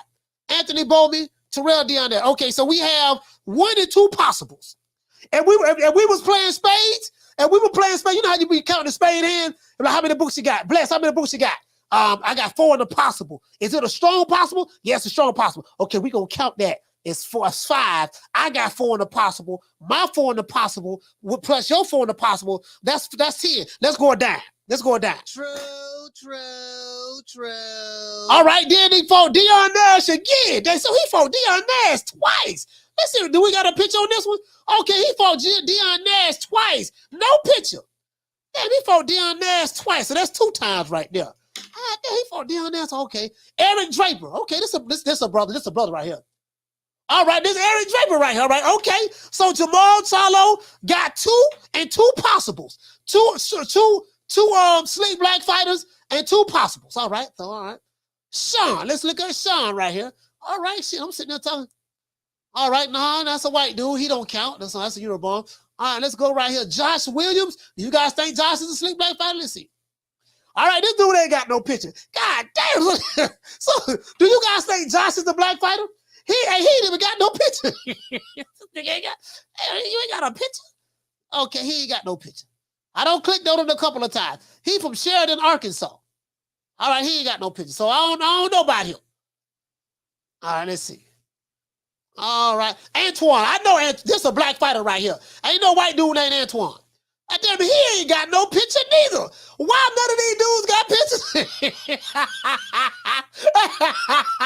wait a minute, man. Why none of these tomato cans, why none of these cans got pictures? True. But this bomb is taking the easy matches. Fight another bomb. I'm just saying, why none of these cans have pictures? Why we can't find, say Antoine ain't got no picture. All right, so we gonna put Antoine down here. Antoine is a possible. He gotta be black. He a brother. Antoine Smith. That's a strong possible right there, boy. And this was a spades hand. We can count that book. That's a strong possible right there. That's a strong possible. All right, let's continue. Let's keep going. All right. God damn now. Oh, all right, we go. It's okay. All right. Lenny, that's a dude named Lenny. Nah, Michael Finney. We know Mike. I know that's a brother right there. My brother name was Michael. No, that ain't no Michael Finney. That's a Eurobomb. All right, that's Euro. No, that ain't no. God, none of these niggas got no goddamn pictures. I don't know if they brothers or not. Okay, let's see. All right, that's K9. Cornelius Bundridge. We know all 5'6". He the same height I am. Doggone AK. That's K9 right there. Cornelius Bundridge. All right, he fought. Okay, Cornelius, 5'6", 72-inch arm reach. That's who Jermell Charlo beat in order to win his first belt. I think he won the IBF from him, if I'm not mistaken. He from Michigan. Yeah, Jermall beat him and won the IBF super. He won the IBF. Yeah, he won the super welterweight title. Yeah, IBF. All right, so we got K9. We got K9 now. All right. He whooped him now. And guess what? K9 was 40. How old was K9 when he beat him too? Because people be saying Canelo be fighting fighters when they old and past their prime. All right, let's see. I think K9, when K9 fought Jermell Charlo, that was in 2015. K9 was born and he debuted, let's see. I think K9 was 42 years old when he fought Jermell Charlo. He was 42 when he fought Jermell Charlo. So he was 42 years old. As a matter of fact, he was 42. He was 42 years old when he fought Jermell Charlo. So we got K9 right there. All right. Winky Kemper. Is Winky black? All right, that's another. Okay, shit. All right. That's four. That's four slick black fighters right there, Jermell Charlo on fight. All right, he catching up to Canelo. Austin Trout, that's five. That's five slick black fighters. So we potentially got 8. We got 2. He fought Deion Nash twice. I don't know if that's a brother, not sound like a brother. Terrell sound like a brother. And then Twan sound like a brother. So possibly that could be 8 we could be on. Austin Trout, he fought J-Rock. All right, shit. Nigga, Jermell Charlo been fighting the brothers. Now, then he hit the middleweight division. He fought Brandon Adams. Is that a brother? I think Brandon Adams is a brother. That's a brother too. Yeah, Brandon Adams. Okay. All right, so Jermell Charlo probably don't have fought more brothers, slick black fighters than Canelo. We know Dennis Hogan. We know the rest of you dudes ain't know that. All right, cool. So you know what? So Jermell Charlo and Canelo fought about the same amount of slick black brothers. Let's give both of them, slick black brothers. Let's give both of them a round of applause. That's the hitman right there. That's the hitman right there, right? That's the hitman. So what about Jermell Charlo? How many slick black brothers did Jermell Charlo fight? Now we know he fought Tony Harrison. He fought Tony Harrison. Let's see, Rosario. He stopped him with a Rosario. Rosario's the black Dominican. Rosario's the black Dominican. Jermell don't fought 2 so far. Austin Trout 3. He fought Lubin 4. You get what I'm saying? Shit, Jermell Charlo done fought a lot of brothers. Shit, Charles Hatley 5. John Jackson 6. Shit, nigga, Jermell been wilding. He been wilding. Jermell been going at it. 6, John Jackson. Hold on, y'all ain't see it, huh? John Jackson, that's a slick black fighter. Charles Hatley, that's a slick black fighter. Erison Lubin, that's a slick black fighter. Austin Trout, that's a slick black fighter. Tony Harrison, that's a slick black fighter. As a matter of fact, Jermell Charlo went down murderous road. True. Jermell don't fought all the brothers. You know, John Jackson, that's 2. That's 1. Charles Hatley, 3. 2. Erison Lubin, 3. Austin Trout, 4. Tony Harrison, 5. Tony Harrison again. You know what I mean? Jason Rosario. You know what I mean? Okay, shit. Okay, let's keep going. Let's go down here some more. How many slick more? Charles Bellamy. That's a brother right there. That's another black dude. That's 8 right there. That's 8. That's 8. Jermell Charlo. That's 8 right there. All right, that's 8. All right. Demetrius Hopkins. I know this is a black man. This is a brother right here. Demetrius, yep. That's 9 right there. That's 9. All right. Shit, Jermell Charlo. Harry Joe Yorgi. Is that a brother, Harry Joe?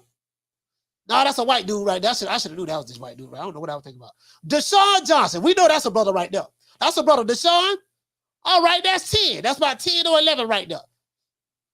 Dennis Douglas. All right. Well, shit, we ain't got to look no more. Jermell Charlo. Oh, that's 11. That's 11 or 12. So Jermell Charlo don't fought more slick black fighters, probably more black fighters than Canelo and Jermell Charlo combined. True. He fought Deion Nash right there. He fought Deion Nash twice. Dwayne Jones. You can just look at the names and tell they brothers. You know what I mean? You know, it's just certain names. You know, just certain names that you know. You get what I'm saying? Let's give everybody a round of applause. I just want to throw that out there. Man. So, you know, hey, Bless. Hey, Bless, I just want to throw it out there. So you can make an argument for both sides. You can make an argument and say Canelo do fight slick black fighters. And you can make an argument and say Jermall and Jermell Charlo fight slick black fighters as well. So both sides fight slick black fighters. True. That's all I want to throw out there. True.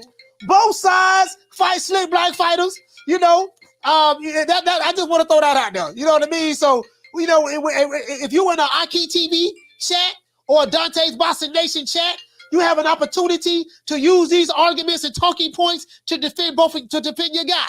If you're a pro Jermell Charlo Hey, Jermell Charlo, you can use these arguments and say, well, no, we fight slick black fighters too. Bam. And then if you want to defend Canelo, you can use those arguments as well. True. You know, I just want to help y'all out. You know what I mean? Just want to help y'all. Charlo twins, we known for calling everybody out. Please call these people out. Listen, the whole world's looking at you. Call these people out, What's please. up? It's the Jermall the Hitman Charlo. Let's get it. Who won it? Name them names, man. They know who they is. Name them names, please. The names need to be named. They know who they is. The Mexican monster. Mexican monster. Hello. Everybody, a shout out, man, who sent the super chat. Shout out on Cash App as well. As a matter of fact, I got to get the Cash App. Shout out to my sister, Jackie Hernandez. Shout out to Obsidian Lion. Shout out to Bossy Fanatic. Shout out to Martin King Boxing. Shout out to Jose Ayala. Shout out to Martin King. Shout out to Mr. Bossy Moves. And shout out to Jose Ayala again for becoming a member. Yeah, man, it is what it is, man. Once again, it's on. Let me go ahead and give everybody a shout out who called the show. So the phone lines is closed. Shout out to Old School from Chicago, called twice. Yeah, he called twice. Shout out to Jamie from New York 2 times. Shout out to Curtis from Lower Beach. Shout out to Casino Light Prayers 3 times. ATL stand up. Shout out to JBN from Fort Worth, Texas. Shout out to Derek from Florida. Shout out to Squad Jones from Fort Worth, Texas. Shout out to D Block 2 times. Calling from Dallas, Texas. Shout out to David from the ATL. Shout out to Hashirama from PG County. Shout out to Keita from North Cackalack. Shout out to JJ from Cross Fletcher, Northside, stand up. Shout out to Corey from B-Boy 2 times. Shout out to Juan from DC, stand up, DC. Shout out to Jay Will from Columbus, Ohio. Shout out to Martin from Old Town, the town, stand up, Old Town. Shout out to Coach Eddie from the ATL. Coach Eddie, for the motherfucker. And shout out to Brian from Savannah, man. Yes, sir, it is what it is, man. Y'all know what time it TI is, man. I just want to throw that out there. Anybody want to have a slick black argument, slick black fighter debate? I gave both sides talking points. You know, anybody want to have a slick black fighter debate? I gave both sides talking points, pro and against both sides, pro and against both sides. Shout out to all of the Tenderonis. Shout out to Bless 365. Shout out to Nick Rich. Shout out to Jackie Hernandez. Shout out to Lisa Bells. Shout out to who else we got? Tenderonis. Shout out to I said Bless Nick. Shout out to Green Eyes P. Shout out to Passion for Beauty. You know, any Tenderoni, if I forgot to, please forgive me. You know what I mean? And please forgive me. If I forgot any Tenderoni, please do not take it personal. You know, don't take it personal. Take the bitter with the sweet. Easy come, easy go. Easy come, easy go, baby. You know what I mean? So that's that Jermaine Jackson. I had to hit that, you know. The Tenderoni said I had a mean voice back in the day. Shout out to my dog, Rick Tills. Rick, what's going on, baby boy? I used to serenade a little something back in the day. You know what I mean? No, they say when I used to sing S-A-N-G, the panties used to come on. That's what they used to say. True. That's what they say. You know what I mean? True. Hey, shout out to Jamie. Shout out to Jamie Rivera. Shout out to Swan Jones. Hey, hold on, man. My goddamn nose running again, man. My bad, dog.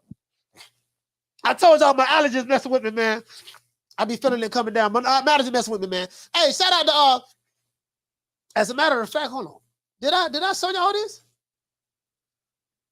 Did I show y'all this other part right here? Hold on. Let me see. No, I showed it to y'all. I forgot we did do Jermell Charlo. We did Jermell Charlo. My bad, though. I thought that I didn't show y'all Jermell Charlo. I forgot that quick. Y'all know my brain be everywhere. Shout out to Weedy. What's going on, fam? Swat Jones in the building. Martin King Boxing. Nelly Content. Dr. Paul Evans. Lisa Bells. Swift 718. Shout out to Nelly. Shout out to School of X, man. Who else we got in the building, man? Jose Ayala, Knockdown 305, Dade County's finest. Hey, shout out to DC. Desi said all killers.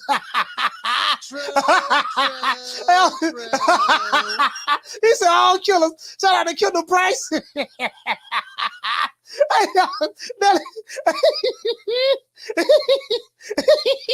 shout out to Will Oates, Brady 12. Shout out to Isaac. Hey, that's what it is, man. I'm gonna holler at y'all, man. Hey, you know, before we go, we gotta say all praises due to the Most High, the Most Exalted, Mr. Well, you know, I guess I gotta be like everybody else and sing Al Heyman. I can quit my job now, baby. 6 figures, baby. You feel me? I'm about to. But a name. Do you have a name? Oh, nah, I ain't got no name, you know. Name Name them names, man. They know who they is. Name them names, please. The names need to be named. They know who they is. The Mexican monster. You ain't gotta like it, man, but you better respect it. When my name come up, respect it. Let's go. Stop playing with my fucking name. All three of y'all, stop playing with my name. I ain't gonna say it no more. Put some respect on my name. So all you Otises out there who think that people coming to see you, they ain't coming to see you. They coming to see me. Hurting the group. I'm the best thing ever happened to this damn group. Nobody's bigger than the group. Y'all ain't stupid. I'm the one selling the records. They coming to see me. They coming to see the Temptations. Ain't nobody coming to see you, Otis. I be seeing these niggas. I said, y'all niggas y'all niggas got 100,000 subscribers, and y'all got 20 people in the chat. what kind of shit is that? Don't ever forget, when I found you, you was strung out on coke. When I found you, you was like a big house, contemplating about killing yourself. So don't you ever forget who brought you to Big Time Box. I drugged you back. I brought you back. I provided food and put food on your table for your family to eat. And I'm doing it for the second time. So don't you ever forget that. Ask me that all of these slick black fighters that Jermall, Jermell, and Canelo have fought. If you ask me that all of those guys killers and not tomato cans, I'm gonna have to Plead the fifth. Plead the fifth. 1, 2, 3, 4, 5. Anything you say, 5. Go ahead, ask me a question. Did you? 5. We do this for the hood. I want to thank the whole hood who came out here. I love y'all. I did this for the hood. Y'all know I beat that boy. I want to say a special prayer to all of those who like to hate watch the show. I want to say a special prayer for the hate watchers. I want you to hold on to God's unchanging hand, because he helped Joshua fight the battle of Jericho. Yes, he helped Daniel get out the lion's den. He helped Gilligan get off the island. Lord. Anybody who think Tyson Fury is the second coming of Rocky Marciano, this what I got to say. What about Rocky Marciano? Oh, there they go. There they go. Every time I start talking about boxing, a white man got to pull Rocky Marciano out their ass. That's the one. That's the one. Rocky Marciano. Rocky Marciano. Let me tell you something wonderful. Rocky Marciano was good, but compared to Joe Louis, Rocky Marciano ain't shit. He beat Joe Louis's ass. Anybody think that they fighter is so good that they catching bullets with their teeth? Show enough. Talk to him. Sick of hearing these bullshit Superman stories about the Wassa legendary Bruce Leroy catching bullets with his teeth. Catches bullets with his teeth? Nigga, please. Anybody that want to complain about their contract after they signed the contract and want to renegotiate to fight Canelo, this is what we got to do. Who you think it is, DJ Quick? No, huh? No, I ain't saying Kid that. Capri? I didn't say that. Oh, you must be Jimmy Walker. Blue, you ain't nothing.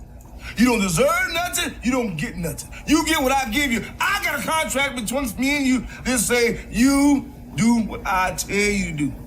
Therefore, shut up. Don't say nothing. Don't speak to me. Don't look at me. I just want money. You know, I just said. Blue, if I raise up, gonna be trouble. Trouble. I'm walking off. Nigga hate watching, don't like the coach. Riley, get him. Fuck you. Fuck the plane you flew in on. Fuck them shoes. Fuck the socks with the bell on it. Fuck them cheap ass cigars. Fuck your yuck mouth teeth. Fuck your hairpiece. Fuck your chocolate. Fuck Guy Ritchie. Fuck Prince William. Fuck the Queen. This is America. My president is black and my Lambo is blue, nigga. Now get the fuck out my hotel room. And if I see you in the street, I'm slapping the shit out of you. Man, we feeling so good right now, man. We gonna go ahead and do it like this here, man. For everybody who hating, everybody who just hating on each other, this dance for y'all.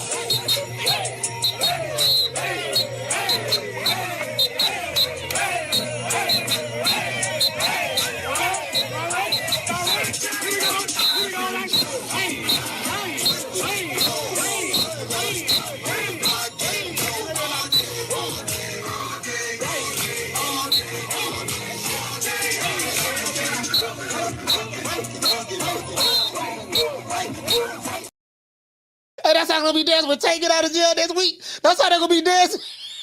Take it out. They dancing to B-boy. Hey, free my nigga Tank. He's a political prisoner. Tank Davis is a political prisoner. The system has plotted against him. I'll see you guys about 3 o'clock Eastern Standard Time.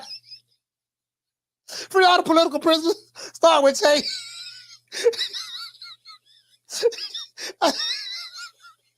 You know what I'm out on? I'll meet me there. Man, I'm out of here, bro. Let's go.